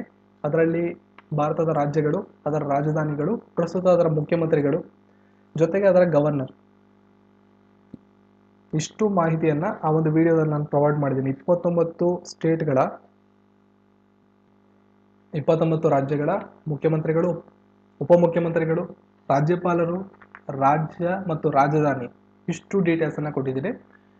ಈ ಒಂದು ವಿಡಿಯೋದ ಡಿಸ್ಕ್ರಿಪ್ಷನ್ ಅಲ್ಲೂ ಕೂಡ ಲಿಂಕ್ ಕೊಟ್ಟಿರ್ತೀನಿ, ಅಥವಾ ವಿಡಿಯೋದ ಐ ಬಟನ್ ಅಲ್ಲೂ ಕೂಡ ಒಂದು ಲಿಂಕ್ ಕೊಟ್ಟಿರ್ತೀನಿ, ಅಥವಾ SPK ಕನ್ನಡ ಯೂಟ್ಯೂಬ್ ಚಾನಲ್ಗೂ ಕೂಡ ನೀವು ಅದನ್ನ ನೋಡ್ಬೋದು.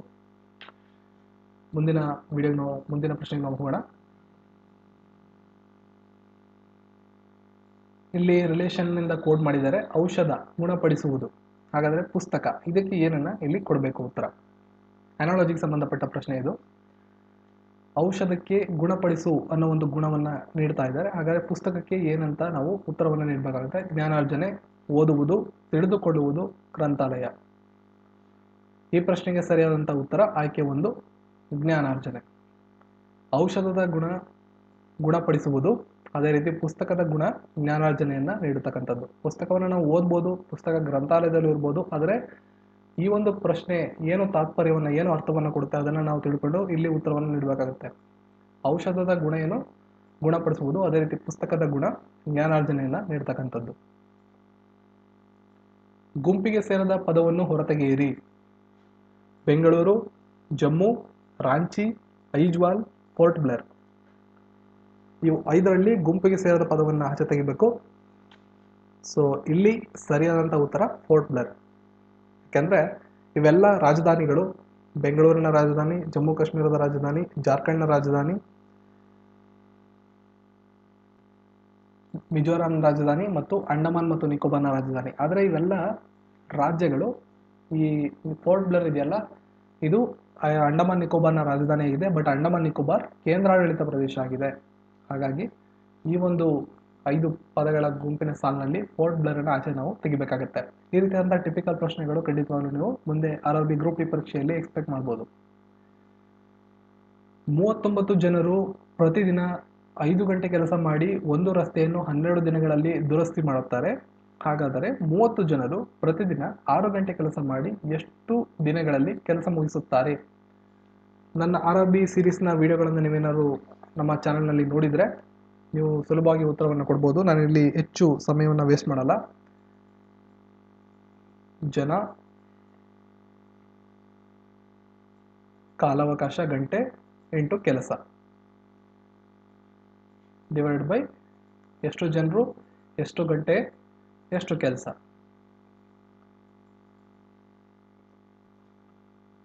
ಮೂವತ್ತೊಂಬತ್ತು ಜನರು 5 ಗಂಟೆಗಳ ಕಾಲ 12 ದಿನ ಕೆಲಸ ಮಾಡ್ತಾರೆ. ಹಾಗಾದ್ರೆ 30 ಜನರು 6 ಗಂಟೆಗಳ ಕಾಲ ಎಷ್ಟು ದಿನ ಕೆಲಸವನ್ನ ಮಾಡ್ತಾರೆ? ಈ ಎಕ್ಸ್ ಅನ್ನ ಈ ಕಡೆ ಕಳಿಸ್ಕೊಳ್ಳಿ.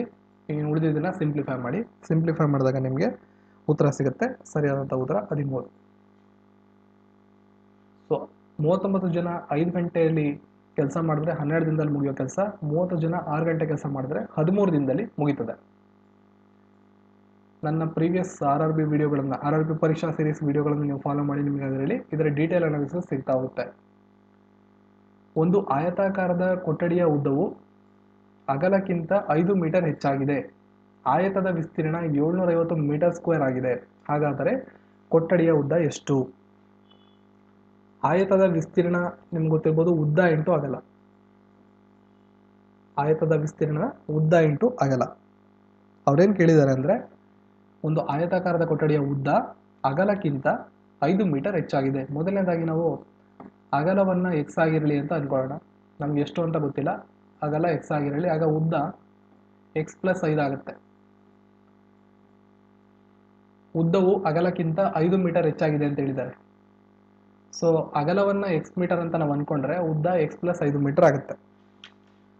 ಇನ್ನು ಆಯತದ ವಿಸ್ತೀರ್ಣವನ್ನು ಅವರೇ ಕೊಟ್ಟಿದ್ದಾರೆ. ಆಯತದ ವಿಸ್ತೀರ್ಣ 750 ಮೀಟರ್ ಸ್ಕ್ವೇರ್. ಸೊ ನಮ್ಗೆ ಗೊತ್ತಿರೋ ಫಾರ್ಮುಲಾ ಏನು? ಆಯತದ ವಿಸ್ತೀರ್ಣ ಇಸ್ ಈಕ್ವಲ್ ಟು ಉದ್ದ ಇಂಟು ಅಗಲ.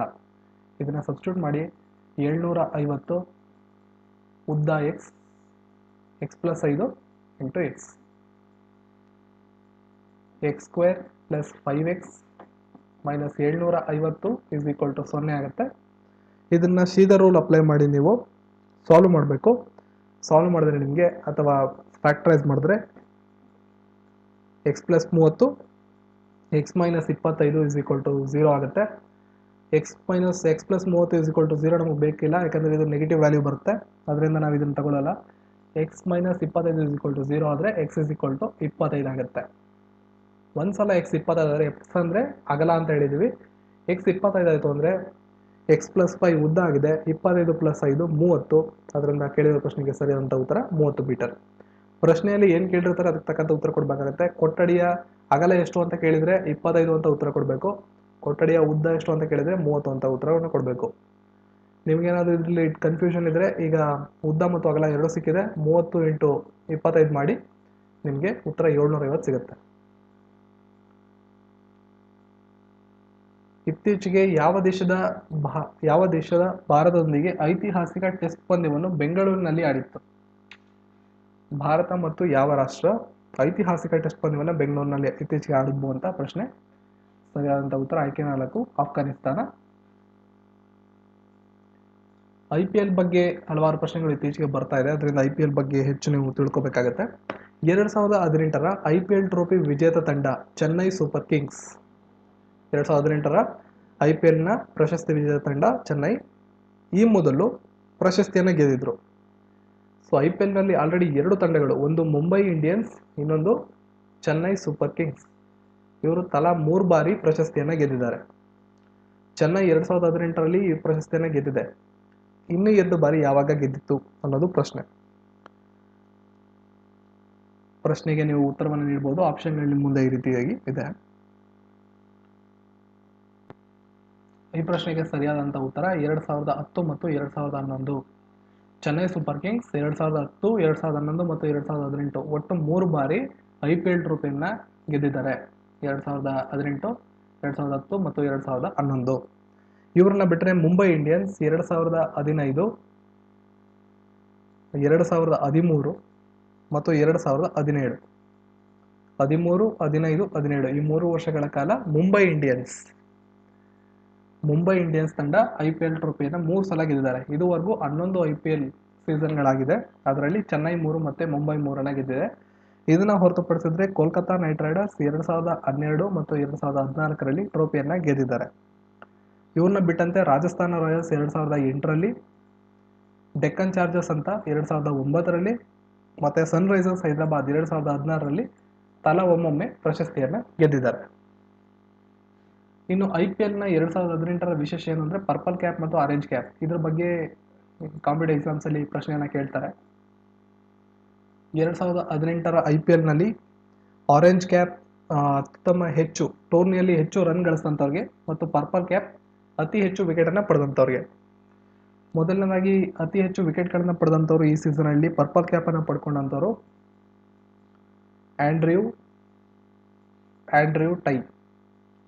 ಒಟ್ಟು 24 ವಿಕೆಟ್ಗಳನ್ನು ಇವರು ಪಡ್ಕೊಂಡಿದ್ದಾರೆ ಈ ಸೀಸನಲ್ಲಿ. ಇವರಿಗೆ ಪರ್ಪಲ್ ಕ್ಯಾಪ್ ಸಿಕ್ಕಿದೆ. ಸೊ ಎಕ್ಸಾಮ್ಸಲ್ಲಿ ಬಂದರೆ ನೀವು ಈ ಉತ್ತರವನ್ನು ನೀಡಬೇಕಾಗತ್ತೆ. ಇನ್ನು ಆರೆಂಜ್ ಕ್ಯಾಪ್ ಕೇನ್ ವಿಲಿಯಮ್ಸನ್, ನ್ಯೂಜಿಲೆಂಡ್ನ ಕೇನ್ ವಿಲಿಯಮ್ಸನ್ ಅವ್ರಿಗೆ ಸನ್ ರೈಸರ್ಸ್ ಹೈದರಾಬಾದ್ ತಂಡದ ನಾಯಕರು. ಒಟ್ಟು 735 ರನ್ಗಳನ್ನು ಇವರು ಈ ಸೀಸನಲ್ಲಿ ಗಳಿಸಿದ್ರು. ಇವರಿಗೆ ಆರೆಂಜ್ ಕ್ಯಾಪ್ ಈ ಸಲ ಸಿಕ್ಕಿದೆ. ಇದನ್ನ ಬಿಟ್ಟು ಮೋಸ್ಟ್ ವ್ಯಾಲ್ಯೂಬಲ್ ಪ್ಲೇಯರ್ ಅಂತ ಒಂದು ಪುರಸ್ಕಾರ ಇದೆ, ಅದನ್ನು ಸುನಿಲ್ ನರೈನ್ ಅವರಿಗೆ ಕೊಟ್ಟಿದ್ದಾರೆ. ಸುನಿಲ್ ನರೈನ್, ವೆಸ್ಟ್ ಇಂಡೀಸ್ನ ಲೆಗ್ ಸ್ಪಿನ್ನರ್ ಸುನಿಲ್ ನರೈನ್ ಅವರಿಗೆ ಮೋಸ್ಟ್ ವ್ಯಾಲ್ಯೂಬಲ್ ಪ್ಲೇಯರ್. ಮತ್ತು ಭಾರತದ ರಿಷಬ್ ಪಂತ್ ಅವ್ರಿಗೆ ಎಮರ್ಜಿಂಗ್ ಪ್ಲೇಯರ್ ಆಫ್ 2018 ಪುರಸ್ಕಾರವನ್ನು ಕೊಟ್ಟಿದ್ದಾರೆ. ಮುಂದಿನ ಪ್ರಶ್ನೆ, ಸಾರ್ಕ್ ಒಕ್ಕೂಟಕ್ಕೆ 2007ರಲ್ಲಿ ಸೇರಿದಂತ ರಾಷ್ಟ್ರ ಯಾವುದು? ಸಾರ್ಕ್ ಒಕ್ಕೂಟಕ್ಕೆ 2007ರಲ್ಲಿ ಸೇರಿದಂತ ರಾಷ್ಟ್ರ, 4 ಆಯ್ಕೆಗಳು ನಿಮ್ಮ ಮುಂದೆ ಇದೆ. ಮಾಲ್ಡೀವ್ಸ್, ಭೂತಾನ್, ಆಫ್ಘಾನಿಸ್ತಾನ್, ನೇಪಾಳ. ಸೊ ಈ ಪ್ರಶ್ನೆಗೆ ಸರಿಯಾದಂಥ ಉತ್ತರ, ವಿಡಿಯೋ ಪಾಸ್ ಮಾಡಿ ಉತ್ತರವನ್ನು ನೀವು ನೀಡಬಹುದು. 2007ರಲ್ಲಿ ಸಾರ್ಕ್ ರಾಷ್ಟ್ರಗಳ ಜೊತೆಗೆ ಸೇರ್ಪಡೆಯಾದಂಥ ರಾಷ್ಟ್ರ ಯಾವುದು? ಸರಿಯಾದಂಥ ಉತ್ತರ ಆಫ್ಘಾನಿಸ್ತಾನ್, ಆಯ್ಕೆ 3. ನೋಡಿ, ಸಾರ್ಕ್ ಅನ್ನೋದು south Asian association for regional cooperation, SAARC, south Asian association for regional cooperation. ಒಟ್ಟು 7 ರಾಷ್ಟ್ರಗಳು ಸೇರಿಕೊಂಡು ದಕ್ಷಿಣ ಏಷ್ಯಾದ ರಾಷ್ಟ್ರಗಳ ನಡುವೆ ಸಹಕಾರ ಮತ್ತು ಶಾಂತಿಯನ್ನು ಸ್ಥಾಪಿಸುವ ಉದ್ದೇಶದಿಂದ 1985 ಡಿಸೆಂಬರ್ 8ನೇ ತಾರೀಕು ಇದನ್ನು ಸ್ಥಾಪನೆ ಮಾಡಿದ್ರು. ನೇಪಾಳದ ಕಾಠ್ಮಂಡು, ಇದ್ರ ಬಗ್ಗೆನೂ ಹಲವಾರು ಸಲ ಪ್ರಶ್ನೆ ಬರ್ತಿದೆ. ಕೇಂದ್ರ ಕಚೇರಿಯಲ್ಲಿದೆ, ನೇಪಾಳದ ಕಾಠ್ಮಂಡುವಿನಲ್ಲಿ ಇದರ ಕೇಂದ್ರ ಕಚೇರಿ ಇದೆ. ಡಿಸೆಂಬರ್ 8 ಇದನ್ನ ಸ್ಥಾಪನೆಯ ದಿವಸ, ಸಾರ್ಕ್ನ ಸ್ಥಾಪನೆಯ ದಿವಸ ಅಂತ ಕೂಡ ಆಚರಣೆ ಮಾಡ್ತೀವಿ. 7 ರಾಷ್ಟ್ರಗಳು ಸೇರ್ಕೊಂಡು ಈ ಒಂದು ಸಾರ್ಕ್ ಒಕ್ಕೂಟವನ್ನು ಪ್ರಾರಂಭ ಮಾಡ್ತಾರೆ. ಪ್ರತಿ ವರ್ಷ ಒಂದೊಂದು ಕಡೆ ಸಮ್ಮೇಳನವನ್ನು ಮಾಡಲಾಗುತ್ತೆ. 2007ನೇ ಇಸ್ವಿಯಲ್ಲಿ ಈ ಒಂದು ಒಕ್ಕೂಟಕ್ಕೆ ಆಫ್ಘಾನಿಸ್ತಾನವನ್ನು ಸೇರಿಸಿಕೊಳ್ಳಲಾಗಿದೆ. ಸಾರ್ಕ್ ರಾಷ್ಟ್ರಗಳ ಪಟ್ಟಿಯನ್ನು ನಾವು ನೋಡೋದಾದ್ರೆ, ಆಫ್ಘಾನಿಸ್ತಾನ, ಬಾಂಗ್ಲಾದೇಶ, ಭೂತಾನ್, ಭಾರತ, ಮಾಲ್ಡೀವ್ಸ್, ನೇಪಾಳ, ಪಾಕಿಸ್ತಾನ ಮತ್ತು ಶ್ರೀಲಂಕಾ. ಇದುವರೆಗೂ ಸುಮಾರು 19 ಸಮ್ಮೇಳನಗಳು ನಡೆದಿವೆ. ಅದರಲ್ಲಿ 19ನೇ ಸಮ್ಮೇಳನವನ್ನು ರದ್ದು ಮಾಡಲಾಗಿತ್ತು. ಪಾಕಿಸ್ತಾನದ ಇಸ್ಲಾಮಾಬಾದಲ್ಲಿ ನಡಿಬೇಕಿದ್ದಂಥ ಸಮ್ಮೇಳನ ಇದು, ಅದನ್ನು ರದ್ದು ಮಾಡಿದ್ದಾರೆ. ನಿಮಗೆ ಕಾರಣಗಳು ಗೊತ್ತಿರ್ಬೋದು, ಕಳೆದ ವರ್ಷ ಇದನ್ನು ರದ್ದು ಮಾಡಿದ್ರು. ಇನ್ನು 20ನೇ ಸಮ್ಮೇಳನ ಶ್ರೀಲಂಕಾದಲ್ಲಿ ಇದು ನಡೀತದೆ. ಈ ವರ್ಷ 20ನೇ ಸಮ್ಮೇಳನ ಶ್ರೀಲಂಕಾದಲ್ಲಿ ನಡೀತದೆ. ಮುಂದಿನ ಪ್ರಶ್ನೆ, ಸೋಡಿಯಂನ ಪರಮಾಣು ಸಂಖ್ಯೆ ಎಷ್ಟು? ಪೀರಿಯಾಡಿಕ್ ಟೇಬಲ್ ಸಂಬಂಧಪಟ್ಟ ಹಾಗೆ ಪ್ರಶ್ನೆಗಳು RRB ಪರೀಕ್ಷೆಯಲ್ಲಿ ಬರ್ತಾ ಇದೆ. ಸೋಡಿಯಂ ಇದರ ಅಟಾಮಿಕ್ ನಂಬರ್, ಪರಮಾಣು ಸಂಖ್ಯೆ ಅಂತ ಹೇಳಿದ್ರೆ ಅಟಾಮಿಕ್ ನಂಬರ್ ಎಷ್ಟು? 8, 11, 14, 19. ಸೊ ಸರಿಯಾದಂಥ ಉತ್ತರ 11. 8 ಆಕ್ಸಿಜನ್, ಆಮ್ಲಜನಕದ್ದು ಪರಮಾಣು ಸಂಖ್ಯೆ, 11 ಸೋಡಿಯಂ, 14 ಸಿಲಿಕಾನ್ ಮತ್ತು 19 ಪೊಟ್ಯಾಷಿಯಂ. ಸೊ 1ರಿಂದ 30 ತನಕ ಪರಮಾಣು ಸಂಖ್ಯೆಗಳನ್ನು ನೋಡ್ಕೊಳ್ಳೋದು ನೀವು ಅನುಕೂಲ ಮುಂದೆ ಬರೋ ಪರೀಕ್ಷೆ ದೃಷ್ಟಿಯಿಂದ. ಇತ್ತೀಚೆಗೆ ಯಾವ ರಾಜ್ಯದ ಮುಖ್ಯಮಂತ್ರಿ ದೀರ್ಘಾವಧಿಯಾಗಿ ಮುಖ್ಯಮಂತ್ರಿಯಾಗಿ ಸೇವೆ ಸಲ್ಲಿಸಿದ ಪ್ರಸಿದ್ಧಿಗೆ ಪಾತ್ರರಾಗಿದ್ದಾರೆ? ಯಾವ ರಾಜ್ಯದ ಮುಖ್ಯಮಂತ್ರಿ ಅಂತ ಕೇಳ್ತಾ ಇದ್ದಾರೆ ಪ್ರಶ್ನೆ. ಈ ಪ್ರಶ್ನೆಗೆ ಸರಿಯಾದಂಥ ಉತ್ತರ ಆಯ್ಕೆ 2 ಸಿಕ್ಕಿಂ. ಪವನ್ ಕುಮಾರ್ ಚಾಮ್ಲಿಂಗ್. ಜ್ಯೋತಿ ಬಸು ಅಂತ ಪಶ್ಚಿಮ ಬಂಗಾಳದ ಮುಖ್ಯಮಂತ್ರಿಯಾಗಿ ಕೆಲಸ ಮಾಡಿದ್ರು. ಸುಮಾರು 23 ವರ್ಷ ಮತ್ತೆ ಸಮಥಿಂಗ್ ದಿನಗಳ ಕಾಲ ಅವರು ಕೆಲಸವನ್ನು ಮಾಡಿದ್ರು. ಇವರ ಹೆಸರಲ್ಲಿ ಒಂದು ರೆಕಾರ್ಡ್ ಇತ್ತು. ಆ ಒಂದು ರೆಕಾರ್ಡನ್ನು ಈಗ ಸಿಕ್ಕಿಂನ ಮುಖ್ಯಮಂತ್ರಿ ಆಗಿರ್ತಕ್ಕಂಥ ಪವನ್ ಕುಮಾರ್ ಚಾಮ್ಲಿಂಗ್ ಅವರು ಬ್ರೇಕ್ ಮಾಡಿದ್ದಾರೆ. ಸುಮಾರು 24 ವರ್ಷಗಳ ಕಾಲ ಇವರು 1994ರಿಂದ ಅನ್ಸುತ್ತೆ, 94ರಿಂದ 24 ವರ್ಷಗಳ ಕಾಲ ಆಡಳಿತವನ್ನು ಮಾಡಿಕೊಂಡು ಒಂದು ಭಾರತದ ರಾಜ್ಯವೊಂದರ ದೀರ್ಘಕಾಲಿಕ ಮುಖ್ಯಮಂತ್ರಿಯನ್ನು ಇದಕ್ಕೆ ಪಾತ್ರರಾಗಿದ್ದಾರೆ. ನನ್ನ ಕರೆಂಟ್ ಅಫೇರ್ ವಿಡಿಯೋಗಳನ್ನ ನಾನು ಡೀಟೇಲ್ ಆಗಿ ನಿಮ್ಗೆ ಹೇಳಿದ್ದೆ. ನನ್ನ ಕರೆಂಟ್ ಅಫೇರ್ ವಿಡಿಯೋಗಳನ್ನ SB ಕನ್ನಡ ಯೂಟ್ಯೂಬ್ ಚಾನಲಲ್ಲಿ ಫಾಲೋ ಮಾಡ್ತೀರಿ. ಅದರಲ್ಲಿ ನಿಮಗೆ ಡೀಟೇಲ್ ಆಗಿ ಇದರ ಅನಾಲಿಸಿಸ್ ಸಿಗ್ತಾ ಇರುತ್ತೆ.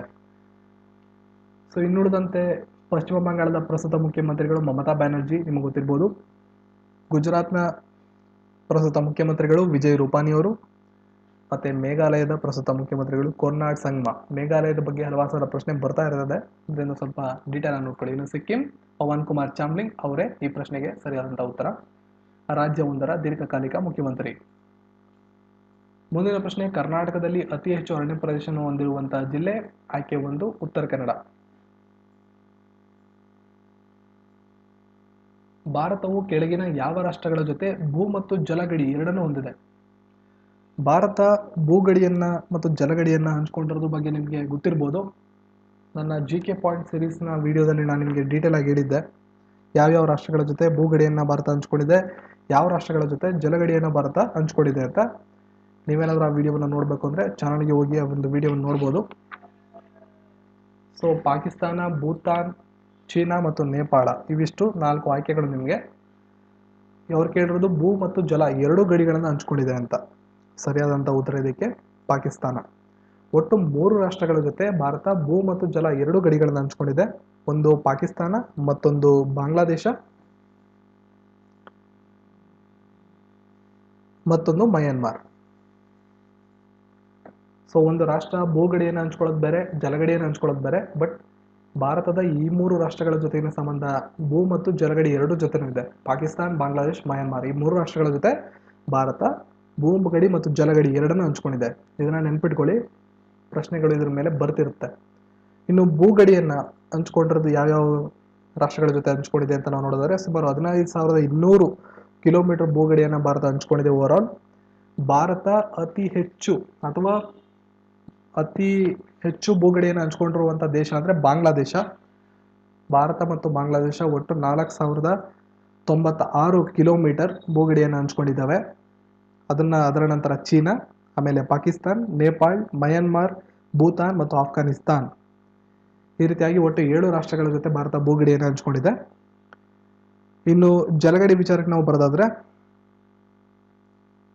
Pakistan, Afghanistan, China, Myanmar, Bhutan, Bangladesh, Indonesia, Maldives, Nepal, Sri Lanka, Thailand ಇಷ್ಟು ರಾಷ್ಟ್ರಗಳ ಜೊತೆ ಜಲಗಡಿಯನ್ನು ಹೊಂದಿದೆ. ಭಾರತ ಪಾಕಿಸ್ತಾನ್, ಮಯನ್ಮಾರ್ ಮತ್ತು ಬಾಂಗ್ಲಾದೇಶ್ ಈ 3 ರಾಷ್ಟ್ರಗಳ ಜೊತೆ ಭೂ ಮತ್ತು ಗಡಿ ಎರಡೂ ಕೂಡ ಹಂಚಿಕೊಂಡಿದೆ. ರಷ್ಯಾ ಮತ್ತು ಫಿನ್ಲ್ಯಾಂಡ್ ನಡುವಿನ ಅಂತಾರಾಷ್ಟ್ರೀಯ ಗಡಿರೇಖೆಯನ್ನು ಏನೆಂದು ಕರೆಯುತ್ತಾರೆ? ರಷ್ಯಾ ಮತ್ತು ಫಿನ್ಲ್ಯಾಂಡ್ ನಡುವಿನ ಅಂತಾರಾಷ್ಟ್ರೀಯ ಗಡಿರೇಖೆ. ಸೊ 4 ಆಪ್ಷನ್ ಇದೆ, ವಿಡಿಯೋ ಪಾಸ್ ಮಾಡಿ ನೀವು ಉತ್ತರವನ್ನು ಕೊಡ್ಬೋದು. ಸರಿಯಾದಂಥ ಉತ್ತರ ಆಯ್ಕೆ 3 ವಲ್ಲಿಮ್ಮ ರೇಖೆ ಅಂತ ಕರೀತಾರೆ. ರಷ್ಯಾ ಮತ್ತು ಫಿನ್ಲ್ಯಾಂಡ್ ನಡುವಿನ ಅಂತಾರಾಷ್ಟ್ರೀಯ ಗಡಿರೇಖೆಯನ್ನು ವಲ್ಲಿಮ್ಮ ಗಡಿರೇಖೆ ಅಂತ ಕರೀತಾರೆ. ಇದನ್ನು ಹೊರತುಪಡಿಸಿ ಹಿಡನ್ಬರ್ಗ್ ಜರ್ಮನಿ ಮತ್ತು ಪೋಲ್ಯಾಂಡ್, KS ಪರೀಕ್ಷೆಗಳಲ್ಲಿ ಬಂದಿದ್ದಂಥ ಪ್ರಶ್ನೆ ಇದು. ಜರ್ಮನಿ ಮತ್ತು ಪೋಲ್ಯಾಂಡ್ ನಡುವಿನ ಗಡಿರೇಖೆ ಹಿಡನ್ಬರ್ಗ್ ಗಡಿರೇಖೆ. ಇನ್ನು ಮ್ಯಾಗಿನೆಟ್ ರೇಖೆ ಅಂತ ಫ್ರಾನ್ಸ್ ಮತ್ತು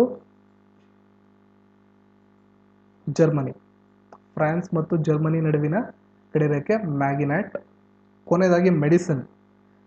ಈ ಪ್ರಶ್ನೆ ಹಲವಾರು ಸಲ ಬಂದಿದೆ. ಮೆಡಿಸನ್ ಕೆನಡಾ ಮತ್ತು USA ಈ 2 ರಾಷ್ಟ್ರಗಳ ನಡುವೆ ಹಂಚಿಕೊಂಡಿರತಕ್ಕಂಥ ಗಡಿರೇಖೆ ಮೆಡಿಸನ್. ಭಾರತದ ಪೂರ್ವದ ತುತ್ತ ತುದಿಯ ಭಾಗ ಯಾವ ರಾಜ್ಯದಲ್ಲಿ ಕಂಡುಬರುತ್ತದೆ? ಭಾರತದ ಪೂರ್ವದ ತುತ್ತ ತುದಿಯ ಭಾಗ ಯಾವ ರಾಜ್ಯದಲ್ಲಿ ಕಂಡುಬರುತ್ತದೆ? 4 ಆಪ್ಷನ್ ನಿಮ್ಮ ಮುಂದೆ ಇದೆ, ನೀವು ಆಪ್ಷನ್ಗಳನ್ನ ನೋಡ್ಕೋಬಹುದು. ಪ್ರಶ್ನೆಗೆ ಸರಿಯಾದಂಥ ಉತ್ತರ ಅರುಣಾಚಲ ಪ್ರದೇಶ. ಆ ಒಂದು ಸ್ಥಳವನ್ನ ಕಿಬಿತು ಅಂತ ಕರೀತಾರೆ. ಭಾರತದ ಪೂರ್ವದ ತುತ್ತ ತುದಿ ಕಿಬಿತು ಅನ್ನೋ ಪ್ರದೇಶ ಅರುಣಾಚಲ ಪ್ರದೇಶದಲ್ಲಿ ಕಂಡು ಬರುತ್ತೆ. ಅಂದ್ರೆ ರಾಜ್ಯ ಅಂತ ಬಂದ್ರೆ ಅರುಣಾಚಲ ಪ್ರದೇಶ, ಸ್ಥಳ ಅಂತ ಬಂದ್ರೆ ಕಿಬಿತು ಅಂತ ಕರಿತೀವಿ. ಇನ್ನು ಭಾರತದ ದಕ್ಷಿಣ ತುತ್ತ ತುದಿ ನಿಮ್ಗೆ ಗೊತ್ತಿರ್ಬೋದು, ಇಂದಿರಾ ಪಾಯಿಂಟ್ ಅಂಡಮಾನ್ ನಿಕೋಬಾರ್ ಅಲ್ಲಿ ಬರುತ್ತೆ. ಉತ್ತರದ ತುತ್ತ ಇಂದಿರಾ ಕೋಲ್ ಅಂತ ಕರಿತೀವಿ. ಇಂದಿರಾ ಕೋಲ್ ನಾನೊಂದು ಮ್ಯಾಪ್ ಮಾಡಿ ನಿಮ್ಗೆ ತೋರಿಸ್ಬಿಡ್ತೇನೆ. ಇಲ್ಲಿ ಇಂದಿರಾ ಕೋಲ್, ಇಲ್ಲಿ ಇಂದಿರಾ ಪಾಯಿಂಟ್,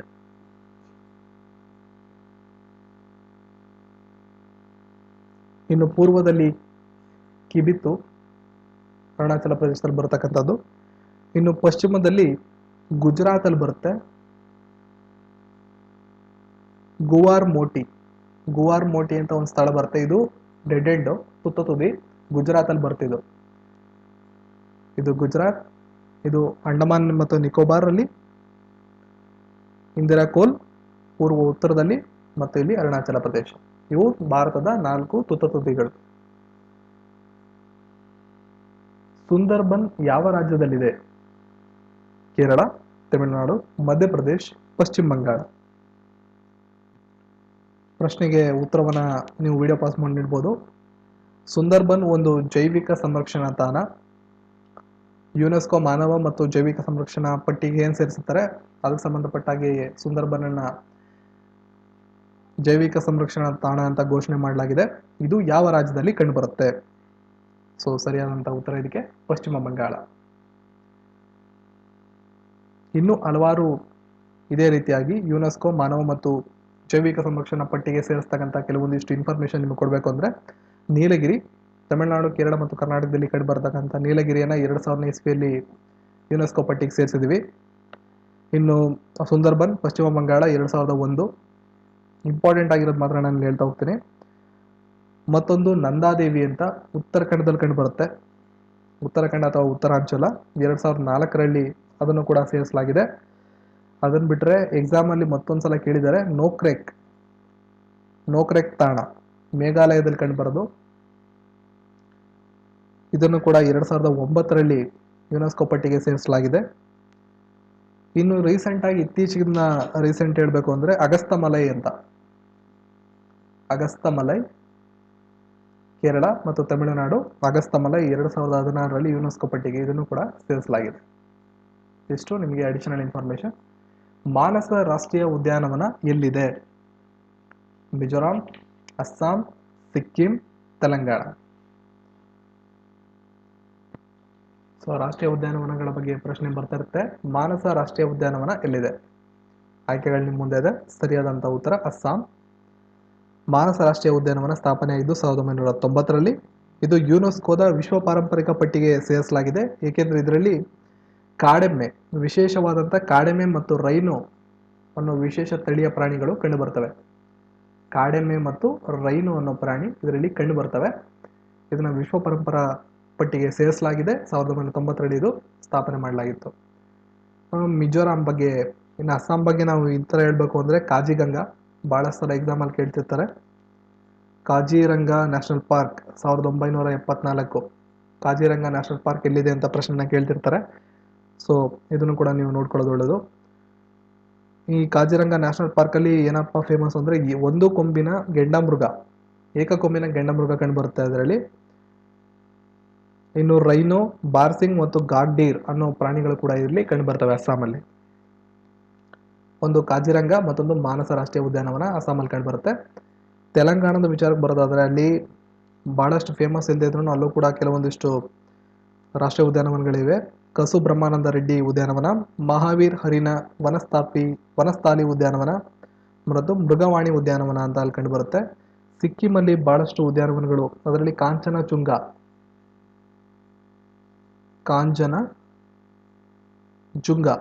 ಅನ್ನೋ ರಾಷ್ಟ್ರೀಯ ಉದ್ಯಾನವನ 1977 ಸ್ಥಾಪನೆಯಾಗಿದ್ದು ಜೈವಿಕ ಸಂರಕ್ಷಣಾ ತಾಣ ಅಂತ ಇದನ್ನು ಘೋಷಣೆ ಮಾಡಲಾಗಿದೆ. ಸಿಕ್ಕಿಮಲ್ಲಿ ಇದು ಕೂಡ ಕಂಡುಬರುತ್ತೆ. ಇನ್ನು ಮಿಜೋರಾಂ ಬಗ್ಗೆ ನಾವು ಮಾತಾಡಬೇಕು ಅಂದರೆ ಮಿಜೋರಾಮಲ್ಲೂ ಕೂಡ ಮುರಲಿನ್ ಅನ್ನೋ ಒಂದು ರಾಷ್ಟ್ರೀಯ ಉದ್ಯಾನವನ 1991ರಲ್ಲಿ ಸ್ಥಾಪನೆ ಮಾಡಲಾಗಿದೆ. ಮತ್ತು ಪಾವನ್ ಗುಪ್ಪಿ ಬ್ಲೂ ಮೌಂಟೇನ್ ರಾಷ್ಟ್ರೀಯ ಉದ್ಯಾನವನ ಕೂಡ ಮಿಜೋರಾಮಲ್ಲಿ ಕಂಡುಬರುತ್ತೆ.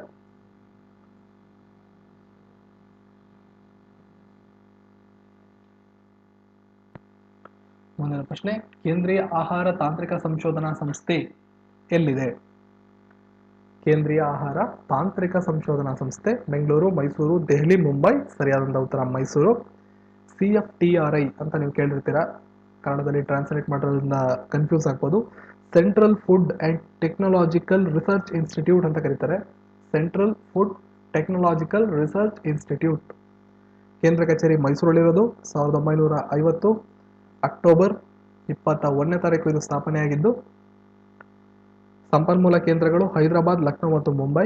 ಉದ್ದೇಶ ಏನು? ಮುಖ್ಯವಾದಂಥ ಉದ್ದೇಶ ಆಹಾರದ ಸುರಕ್ಷತೆ, ಆಹಾರದ ಉತ್ಪನ್ನಗಳ ಹೊಸ ಮೂಲವನ್ನು ಕಂಡುಹಿಡಿಯೋದು, ಆಹಾರದ ಉತ್ಪನ್ನಗಳ ಕೈಗಾರಿಕೆಗಳಲ್ಲಿ ಆಧುನೀಕರಣವನ್ನು ಮಾಡೋದು, ವೆಚ್ಚವನ್ನು ನಿಯಂತ್ರಣ ಮಾಡೋದು, ಆಹಾರವನ್ನು ಸಂಸ್ಕರಣೆ ಮಾಡ್ತಕ್ಕಂಥದ್ದು, ಮತ್ತು ಆಹಾರ ಸಂಸ್ಕರಣೆ ಬಗ್ಗೆ ತಾಂತ್ರಿಕ ಸಲಹೆಯನ್ನು ನೀಡ್ತಕ್ಕಂಥದ್ದು ಕೂಡ ಇದರ ಕೆಲಸವಾಗಿರ್ತದೆ. 84ನೇ ಕನ್ನಡ ಸಾಹಿತ್ಯ ಸಮ್ಮೇಳನ ಎಲ್ಲಿ ನಡೆಯಲಿದೆ? 83ನೇ ಸಮ್ಮೇಳನದ ಬಗ್ಗೆ ನಿಮಗೆಲ್ಲ ಗೊತ್ತಿರ್ಬೋದು. ಮೈಸೂರಲ್ಲಿ ನಡೆದಿತ್ತು ಕಳೆದ ವರ್ಷ 2017ರಲ್ಲಿ. ಸೊ 84ನೇ ಸಮ್ಮೇಳನ ಧಾರವಾಡದಲ್ಲಿ ನಡೀತಿದೆ. ನಿಮ್ಗೆ ಇಲ್ಲಿ ಆರ್ಡರ್ ಆಗಿದೆ, ಇದು 84, ಇದು 83, ರಾಯಚೂರಲ್ಲಿ 82 ಮತ್ತು ಶ್ರವಣಬೆಳಗೊಳದಲ್ಲಿ 81. ಸಾಮಾನ್ಯವಾಗಿ ಕನ್ನಡ ಸಾಹಿತ್ಯ ಪರಿಷತ್ ಅಂತ ಬಂದಾಗ ಅಲ್ಲಿಯ ಅಧ್ಯಕ್ಷರ ಬಗ್ಗೆ ಕೇಳ್ತಾರೆ. ಡಾಕ್ಟರ್ ಮನು ಬಾಳಿಗಾರ್ ಅವರು ಕನ್ನಡ ಸಾಹಿತ್ಯ ಪರಿಷತ್ನ ಅಧ್ಯಕ್ಷರು. ಕನ್ನಡ ಸಾಹಿತ್ಯ ಪರಿಷತ್ತೇ ಕನ್ನಡ ಸಾಹಿತ್ಯ ಸಮ್ಮೇಳನವನ್ನು ಆಯೋಜನೆ ಮಾಡ್ತಕ್ಕಂಥ ಒಂದು ಇದಾಗಿದೆ. ಡಾಕ್ಟರ್ ಮನು ಬಾಳಿಗಾರ್ ಪ್ರಸ್ತುತ ಕನ್ನಡ ಸಾಹಿತ್ಯ ಪರಿಷತ್ನ ಅಧ್ಯಕ್ಷರಾಗಿದ್ದಾರೆ. ಕನ್ನಡ ಸಾಹಿತ್ಯ ಪರಿಷತ್ನ ಮೊಟ್ಟ ಮೊದಲ ಅಧ್ಯಕ್ಷರು HV ನಂಜುಂಡಯ್ಯ ಅವರು. ಇವ್ರ ಬಗ್ಗೆ ಕೂಡ ಪ್ರಶ್ನೆಗಳು ಬರ್ತಿರ್ತವೆ. HV ನಂಜುಂಡಯ್ಯ. ಸೊ ನಾವಿಲ್ಲಿ ಹೇಳ್ಕೊಬರ್ಬೇಕು ಅಂದರೆ 2018 ಮುಂದಿನ ವರ್ಷ ಅಂದರೆ ಈ ವರ್ಷ 2018ರ ಕನ್ನಡ ಸಾಹಿತ್ಯ ಸಮ್ಮೇಳನ ಧಾರವಾಡದಲ್ಲಿ ನಡೀತದೆ. 2017ರದು 83ನೇದು ಮೈಸೂರಲ್ಲಿ ನಡೆದಿತ್ತು. ಮೈಸೂರಲ್ಲಿ ನಡೆದಂಥ ಸಮ್ಮೇಳನದ ಅಧ್ಯಕ್ಷರು ಚಂಪಾ ಆಗಿದ್ರು. ಚಂದ್ರಶೇಖರ್ ಪಾಟೀಲ್ ಅವರು ಈ ಒಂದು ಸಮ್ಮೇಳನ ಅಧ್ಯಕ್ಷತೆಯನ್ನು ವಹಿಸ್ಕೊಂಡಿದ್ರು. ರಾಯಚೂರಲ್ಲಿ 82ನೇ ಸಮ್ಮೇಳನ ನಡೆದಿತ್ತು 2016ರಲ್ಲಿ. ಆ ಒಂದು ಸಮ್ಮೇಳನವನ್ನು ಬರಗೂರು ರಾಮಚಂದ್ರಪ್ಪ ಅವರು ಅಧ್ಯಕ್ಷತೆಯನ್ನು ವಹಿಸ್ಕೊಂಡಿದ್ರು. ಇನ್ನು 81ನೇ ಸಮ್ಮೇಳನ ಶ್ರವಣಬೆಳಗೊಳದಲ್ಲಿ ನಡೆದಿತ್ತು 2015ರಲ್ಲಿ. ಡಾಕ್ಟರ್ ಸಿದ್ದಲಿಂಗಯ್ಯ ಅವರು ಅದರ ಅಧ್ಯಕ್ಷತೆಯನ್ನು ವಹಿಸ್ಕೊಂಡಿದ್ರು. ಯಾಕೆಂದರೆ ಇತ್ತೀಚಿನ ಪರೀಕ್ಷೆಗಳಲ್ಲಿ KPSC ಪರೀಕ್ಷೆಗಳಲ್ಲಿ ಮತ್ತು ಇನ್ನುಳಿದಂಥ ಪರೀಕ್ಷೆಗಳಲ್ಲಿ ಇದ್ರ ಬಗ್ಗೆ ಪ್ರಶ್ನೆಗಳನ್ನ ಕೇಳಲಾಗ್ತದೆ. 2014ರಿಂದನೂ ಕೂಡ ಕೇಳಲಾಗ್ತಾ ಇದೆ. ಅದರಿಂದ ಈ ಒಂದು ಇನ್ಫಾರ್ಮೇಷನ್ ಕೊಟ್ಟೆ. 2014ರಲ್ಲಿ 80ನೇ ಕನ್ನಡ ಸಾಹಿತ್ಯ ಸಮ್ಮೇಳನ ಕೊಡಗಲ್ಲಿ ನಡೆದಿತ್ತು. ಕೊಡಗಲ್ಲಿ ನಾಡೋಜ ನ್ಯಾಯಮೂರ್ತಿ ಡಿಸೋಜ ಅವ್ರನ್ನ ಅಲ್ಲಿಗೆ ಅಧ್ಯಕ್ಷರಾಗಿ ಕರೆಸಲಾಗಿತ್ತು. ಇಷ್ಟು ನಿಮಗೆ additional information. XY = 18, X² + Y² = 45. ಆದರೆ X + Y ನ ಬೆಲೆ ಏನು? ಈ ರೀತಿಯಾದಂಥ ಸಿಂಪ್ಲಿಫಿಕೇಶನ್ ಪ್ರಶ್ನೆಗಳು ಕೂಡ ನಿಮಗೆ RRB ಗ್ರೂಪ್ ಡಿ ಪರೀಕ್ಷೆಯಲ್ಲಿ ಬರ್ಬೋದು. ಪ್ರಾಡಕ್ಟನ್ನು ಕೊಟ್ಟಿದ್ದಾರೆ ಮತ್ತು ಆ ಸಂಖ್ಯೆಗಳ ವರ್ಗಗಳ ಮೊತ್ತವನ್ನು ಕೊಟ್ಟಿದ್ದಾರೆ. ಎರಡು ಸಂಖ್ಯೆಗಳ ಮೊತ್ತ ಎಷ್ಟು ಅಂತ ಕೇಳ್ತಿದ್ದಾರೆ. ನಿಮಗೆ A + B² ಫಾರ್ಮುಲಾ ಗೊತ್ತಿರ್ಬೋದು. ಅದೇ ರೀತಿ X + Y² ಅಂದರೆ X² + Y² + 2XY. ನಮ್ಗೆ ಇದು ಗೊತ್ತಿದೆ, X² + Y² ಗೊತ್ತಿದೆ. ಸಬ್ಸ್ಟಿಟ್ಯೂಟ್ ಮಾಡಿ ಉತ್ತರವನ್ನು ನಾವು ಕಂಡು ಹಿಡ್ಕೋಬೋದು. X² + Y² ಅಂದರೆ 45, 2 × 18, 18 36 ಆಗುತ್ತೆ. ಸೊ 48 + 36 81 ಆಗುತ್ತೆ. X + Y √ 81 ಆಗುತ್ತೆ, 9 ಆಗುತ್ತೆ. X + Y 9 ಆದರೆ ಉತ್ತರ ಅಷ್ಟೇ ಅವ್ರು ಕೇಳಿರೋದು, ಅವರೇನು ಇಂಡಿವಿಜುವಲ್ ಸಂಖ್ಯೆಗಳನ್ನ ಕೇಳಿಲ್ಲ. ಹಾಗಾಗಿ ಉತ್ತರ X + Y = ಆಯ್ಕೆ 1 9. ಅದಕ್ಕೆ ರಿಲೇಟೆಡ್ ಆಗಿ ಮತ್ತೊಂದು ಪ್ರಶ್ನೆ, ನೀವು ಮುಂದಿನ ಪ್ರಶ್ನೆ 39ರಲ್ಲಿ ನೀವು ನೋಡ್ಬೋದು. ಎರಡು ಸಂಖ್ಯೆಗಳ ಮೊತ್ತ 17 ಮತ್ತು ಅವುಗಳ ವರ್ಗಗಳ ಮೊತ್ತ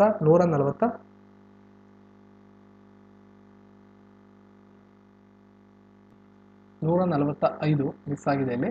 ಹಾಗಾದರೆ ಆ ಎರಡು ಸಂಖ್ಯೆಗಳು ಯಾವುವು? ಉದಾಹರಣೆಗೆ ಎರಡು ಸಂಖ್ಯೆಗಳ ಮೊತ್ತ, ಆ ಎರಡು ಸಂಖ್ಯೆಗಳನ್ನು A ಮತ್ತು B ಅನ್ಕೊಳ್ಳೋಣ. ಎರಡು ಸಂಖ್ಯೆಗಳ ಮೊತ್ತ ಅಂದರೆ A + B 17. ಅವುಗಳ ವರ್ಗಗಳ ಮೊತ್ತ ಅಂದರೆ A² + B² 145. ಆ ಸಂಖ್ಯೆಗಳು ಯಾವುವು ಅಂತ ಪ್ರಶ್ನೆನ ಕೇಳಿದ್ದಾರೆ. ಮೊದಲನೇದಾಗಿ ನೀವು ಎಲಿಮಿನೇಟ್ ಮಾಡೋ ಪ್ರೋಸೆಸ್ಸನ್ನು ನೋಡಬೇಕು. ಕೆಲವೊಂದು ಸಲ ಈ ಒಂದು ಪ್ರೋಸೆಸ್ಗಳು ಯೂಸ್ ಆಗುತ್ತೆ. ಎರಡು ಅಂಕೆಗಳನ್ನ ಕೂಡಿ ನೋಡಿ, ಎಲ್ಲ 17 ಬರುತ್ತಾ? 10 + 7 17, 9 + 8 17, 11 + 6 17, 12 + 5 17. ಸೊ ನೀವು ಮಾಡಲೇಬೇಕಾಗುತ್ತೆ ಈ ಥರ ಪರಿಸ್ಥಿತಿಯಲ್ಲಿ. ಕೆಲವೊಂದು ಸಲ ಮಿಸ್ ಮ್ಯಾಚ್ ಇರುತ್ತೆ, ಆವಾಗ ನೀವು ಜಸ್ಟ್ ಯಾವುದು ಮ್ಯಾಚ್ ಆಗುತ್ತೋ ಅದನ್ನ ಟಿಕ್ ಮಾಡಿಬಿಡ್ಬೋದು. ಸೊ ನಾವಿಲ್ಲಿ ಎರಡು ಅಂಕೆಗಳ ಮೊತ್ತವನ್ನು ಕೊಟ್ಟಿದ್ದಾರೆ, ವರ್ಗಗಳ ಇದನ್ನು ಕೊಟ್ಟಿದ್ದಾರೆ. ಆ ಸಂಖ್ಯೆಗಳು ಯಾವುದು ಅಂತ ಪ್ರಶ್ನೆನ ಕೇಳಿದ್ದಾರೆ. ಇಲ್ಲೂ ಕೂಡ ನೀವು ಸೇಮ್ ಫಾರ್ಮುಲಾವನ್ನು ಅಪ್ಲೈ ಮಾಡಿ. A + B²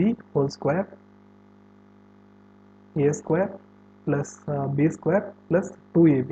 ಇದರಲ್ಲಿ ನಿಮಗೆ AB ಏನು ಅಂತ ಗೊತ್ತಿಲ್ಲ. ಮೊದಲನೇದಾಗಿ ಇದನ್ನು ಕಂಡು ಹಿಡ್ಕೋಬೇಕು. A + B ಏನು ಅಂತ ಗೊತ್ತು. ಎರಡು ಸಂಖ್ಯೆಗಳ ಮೊತ್ತ 17, ಸೊ 17² ಆಯಿತು. A² + B² ಅವುಗಳ ವರ್ಗಗಳ ಮೊತ್ತ 145, ಇದು ಕೂಡ ಗೊತ್ತು. ನಿಮಗೆ ಇದು ಗೊತ್ತಿಲ್ಲ 2AB, ಇದನ್ನು ಹಾಗೆ ಬಿಡಿ. 17² ಅಂದರೆ 289. ಈ 145ನ ಈ ಕಡೆ ಕಳಿಸಿದ್ರೆ -145 = 2AB. 289ರಲ್ಲಿ 145ನ ನೀವು ಕಳೆದ್ರೆ 9ರಲ್ಲಿ 5 ಹೋದರೆ 4, 8ರಲ್ಲಿ 4 ಹೋದರೆ 4, 2ರಲ್ಲಿ 1 ಹೋದರೆ 1, 144 2AB.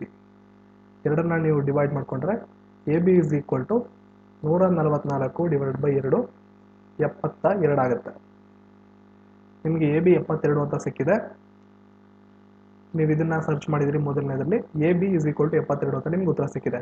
ಈಗ ನೀವು a minus b whole square ಅನ್ನ ಮಾಡಿ, a square plus b square minus 2ab. A b 72 ಅಂತ ನಿಮಗೆ ಗೊತ್ತು. ಇವಾಗ a square plus b square 145 ಅಂತ ಗೊತ್ತು. ಎ ಮೈನಸ್ ಬಿ ನಿಮಗೆ ಗೊತ್ತಿಲ್ಲ. ಸೊ 2 ಇಂಟು 72, 145 ಮೈನಸ್ 144, ಯಾಕಂದ್ರೆ 72 ಇಂಟು 2 144 ಒಂದಾಗುತ್ತೆ. A minus b whole square ಒಂದಾದರೆ ಎ ಮೈನಸ್ ಬಿ ಕೂಡ ಒಂದಾಗುತ್ತೆ. ಎ ಮೈನಸ್ ಬಿ 1 ಅಂತ ಸಿಕ್ತು. ಎ ಪ್ಲಸ್ ಬಿ ನಮಗೆ 17 ಅಂತ ಗೊತ್ತು. ಇವೆರಡರಿಂದ ನಾವು ಸಿಂಪ್ಲಿಫೈ ಮಾಡಿದ್ರೆ ನಾವು ಎ ಮತ್ತು ಬಿ ನ ಕಂಡುಹಿಡಿಬಹುದು, ಆ ಎರಡು ಸಂಖ್ಯೆಗಳನ್ನ ಕಂಡುಹಿಡಿಬಹುದು. ಮೊದಲನೇದಾಗಿ a plus b is equal to 17, a minus b is equal to 1. Simplify ಮಾಡಿದರೆ ನಾನು ಕೂಡ್ಕೊಂಡೆ 2a, ಇದು ಕ್ಯಾನ್ಸಲ್ ಆಯಿತು, 18 ಬಂತು. ಎ ಇಸ್ ಈಕ್ವಲ್ ಟು 9 ಆಯಿತು. ಸೊ ನಾನು ಮತ್ತೆ ಮಾಡೋಕ್ಕೆ ಹೋಗಲ್ಲ, ಇಲ್ಲಿ ಆಪ್ಷನಲ್ಲಿ 9 ಇದೆ, ಇದನ್ನ ನಾನು ತಗೋತೀನಿ. A 9, B 8, 9 plus 8 17, 9 square 81, 8 square 64, 81 plus 64 145. So ಈ ಪ್ರಶ್ನೆಗೆ ಬಿ ಸರಿಯಾದಂಥ ಉತ್ತರ.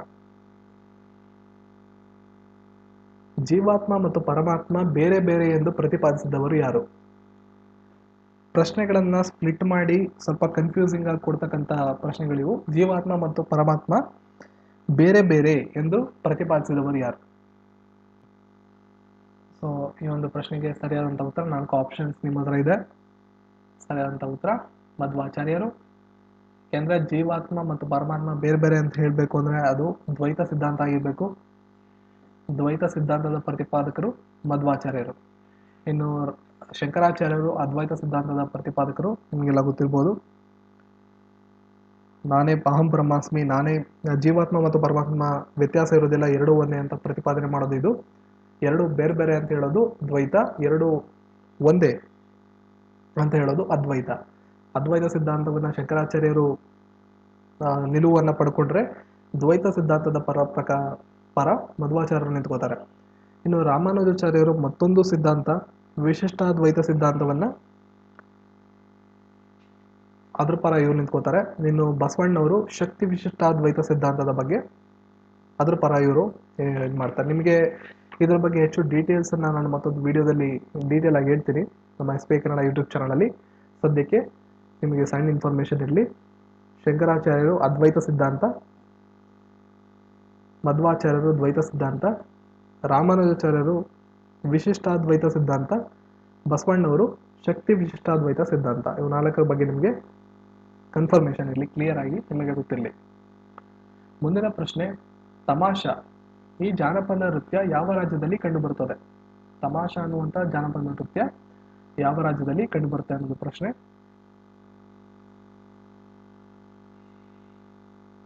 ರಾಜಸ್ಥಾನ್, ಗುಜರಾತ್, ಮಧ್ಯಪ್ರದೇಶ್, ಮಹಾರಾಷ್ಟ್ರ. ಪ್ರಶ್ನೆಗೆ ಸರಿಯಾದಂಥ ಉತ್ತರ ಆಯ್ಕೆ 4 ಮಹಾರಾಷ್ಟ್ರ. ಮಹಾರಾಷ್ಟ್ರದಲ್ಲಿ ತಮಾಷಾ ಅನ್ನುವ ಒಂದು ಜಾನಪದ ನೃತ್ಯವನ್ನ ಮಾಡಲಾಗುತ್ತೆ. ಇನ್ನು ಉಳಿದಂಥ ಸಣ್ಣ ಮಾಹಿತಿಯನ್ನು ನಾವು ತಿಳ್ಕೊಳ್ಳೋಣ. ಉಳಿದಂತಕ್ಕೆ ಸಂಬಂಧಪಟ್ಟ ಹಾಗೆ ರಾಜಸ್ಥಾನದಲ್ಲಿ ನೀವು ಪ್ರಶ್ನೆಗಳು ಬರ್ಬೋದು, ಅದಕ್ಕೆ ನಾನು ಇದನ್ನು ಹೇಳ್ತೀನಿ. ಕಯಲ, ಅಲ್ಲಿ ಮಾಡ್ತಕ್ಕಂಥ ಜಾನಪದ ನೃತ್ಯಗಳು ಕಯಲ ಅಂತ ಒಂದು, ಗೈರ್ ಮತ್ತೊಂದು ಗಿಂದಾದ್, ಮತ್ತೊಂದು ಗೂಮರ್ ಬಗ್ಗೆ ಹಲವಾರು ಸಲ ಎಕ್ಸಾಮ್ಸ್ ಅಲ್ಲಿ ಬಂದಿದೆ. ಖಯಾಲ್, ಗೈರ್, ಗಿಂದಾದ್, ಗೂಮರ್ ಇವು 4 ಕೂಡ ರಾಜಸ್ಥಾನದಲ್ಲಿ ಮಾಡ್ತಕ್ಕಂತಹ ಅಥವಾ ಪ್ರಚಲಿತವಾಗಿರ್ತಕ್ಕಂತಹ ಜಾನಪದ ನೃತ್ಯಗಳು. ಇನ್ನು ಗುಜರಾತ್ ವಿಚಾರ ಬರೋದಾದ್ರೆ ಗುಜರಾತ್ ಬಗ್ಗೆನೂ ಹಲವಾರು ಸಲ ಪ್ರಶ್ನೆಗಳು ಬಂದಿವೆ. ದಂಡಿಯಾ, ಬವಾಯಿ, ದಾಂಕಾರ. ದಂಡಿಯಾ, ಪವಾಯಿ, ದಾಂಕಾರ ಇವೆಲ್ಲ ಗುಜರಾತ್ನಲ್ಲಿ ಕಂಡು ಬರ್ತಕ್ಕಂಥ ಜಾನಪದ ನೃತ್ಯಗಳು. ಮಧ್ಯಪ್ರದೇಶಕ್ಕೆ ನಾವು ಬರೋದಾದ್ರೆ ಮಧ್ಯಪ್ರದೇಶದಲ್ಲಿ ಮಾಚ್ ಅನ್ನೋ ಒಂದು ಜಾನಪದ ನೃತ್ಯ ಬಹಳ ಫೇಮಸ್. ಇದ್ರ ಬಗ್ಗೆ ಹಲವಾರು ಸಲ ಪ್ರಶ್ನೆಗಳು ಬರ್ಬೋದು, ಆಲ್ರೆಡಿ ಬಂದಿರೋದ್ರಿಂದ ಹೇಳ್ತಾ ಇದ್ದೀನಿ. ಇನ್ನು ಮಹಾರಾಷ್ಟ್ರ ತಮಾಷಾ, ತುಂಬಾ ಎಕ್ಸಾಮ್ಸ್ ಅಲ್ಲಿ ಇದು ಬಂದಿದೆ. ದೆಹಲಿ ಸುಲ್ತಾನರ ಆಡಳಿತದಲ್ಲಿ ರಾಜ್ಯಪಾಲರನ್ನು ಏನೆಂದು ಕರೆಯಲಾಗುತ್ತಿತ್ತು?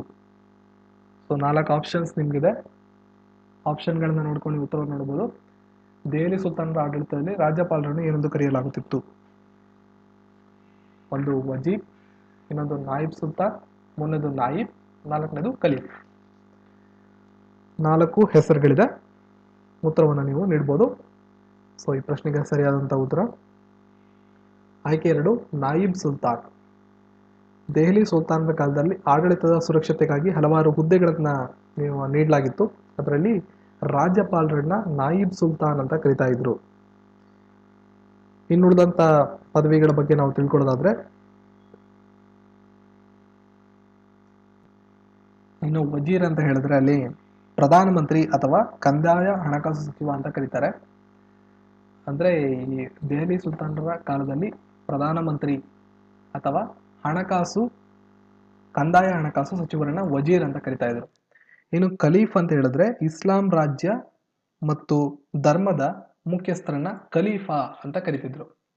ಇಸ್ಲಾಂ ರಾಜ್ಯ ಮತ್ತು ಧರ್ಮದ ಮುಖ್ಯಸ್ಥರನ್ನ ಖಲೀಫಾ ಅಂತ ಕರಿತಿದ್ರು. ಈ ಖಲೀಫನ ಸಹಾಯಕರನ್ನ ನಾಯಿಬ್ ಅಂತ ಕರಿತಾ ಇದ್ರು. ಖಲೀಫನ ಸಹಾಯಕರನ್ನ ನಾಲಿಬ್ ಅಂತ ಕರಿತಾ ಇದ್ರು. ಇದ್ರ ಬಗ್ಗೆನೂ ಹಲವಾರು ಪ್ರಶ್ನೆಗಳು ಬರ್ತಾ ಇರುತ್ತೆ. ತೊಗಲಕಾಳ್ವಿಕೆಯಲ್ಲಿ ಮುಸ್ಲಿಮರ ಮೇಲೆ ಹೇರುತ್ತಿದ್ದ ಭೂ ತೆರಿಗೆ ಯಾವುದು? ಭೂಮಿ ಮೇಲೆ ತೆರಿಗೆಯನ್ನು ಹೇರಲಾಗ್ತಿತ್ತು. ತೊಗಲಕರ ಆಳ್ವಿಕೆಯಲ್ಲಿ ಮುಸ್ಲಿಮರ ಮೇಲೆ ಹೇರುತ್ತಿದ್ದ ತೆರಿಗೆ ಯಾವುದು? 4 ಆಯ್ಕೆಗಳು ನಿಮ್ಮ ಮುಂದೆ ಇದೆ. ಸರಿಯಾದಂತ ಆಯ್ಕೆ ಉಶ್ರಾ. ಆಯ್ಕೆ 2 ಉಶ್ರಾ. ಮೊದಲನೇದು ಕರಜ್ ಅನ್ನೋದು ಮುಸ್ಲಿಮೇತರ ಮೇಲಿನ ಭೂ ತೆರಿಗೆ, ಅಂದ್ರೆ ಮುಸ್ಲಿಮರನ್ನ ಹೊರತುಪಡಿಸಿ ಉಳಿದವ್ರ ಮೇಲೆ ಹೇರ್ತಿದ್ದಂತ ಭೂ ತೆರಿಗೆನ ಕರಜ್ ಅಂತ ಕರೀತಾರೆ. ಮುಸ್ಲಿಮರ ಮೇಲೆ ಹೇರ್ತಿದ್ದಂತ ಭೂ ತೆರಿಗೆನ ಉಶ್ರಾ ಅಂತ ಕರೀತಾರೆ. ಮುಸ್ಲಿಂ ಪ್ರಜೆಗಳ ಮೇಲೆ ಹೇರ್ತಿದ್ದಂತ ಆಸ್ತಿಯ ತೆರಿಗೆನ ಜಕಾತ್ ಅಂತ ಕರೀತಾರೆ. ಮತ್ತೆ ಹಿಂದೂಗಳ ಮೇಲೆ ಧಾರ್ಮಿಕ ತೆರಿಗೆಯನ್ನು ಹೇರಲಾಗ್ತಿತ್ತು, ಇದನ್ನ ಜೇಸಿಯಾ ಅಂತ ಕರೀತಾರೆ. ಇದು KPSC ಎಕ್ಸಾಮ್ಸ್ ಅಲ್ಲಿ ತುಂಬಾ ಸಲ ಬಂದಿದೆ. ಜೇಸಿಯಾ. ತೊಗಲರು ಹಿಂದೂಗಳ ಮೇಲೆ ಹೇರುತ್ತಿದ್ದ ಧಾರ್ಮಿಕ ತೆರಿಗೆ ಹೆಸರೇನು ಅಂತ ಹಲವಾರು ಸಲ ಪ್ರಶ್ನೆಗಳು ಬಂದಿದೆ. ಜೇಸಿಯಾ.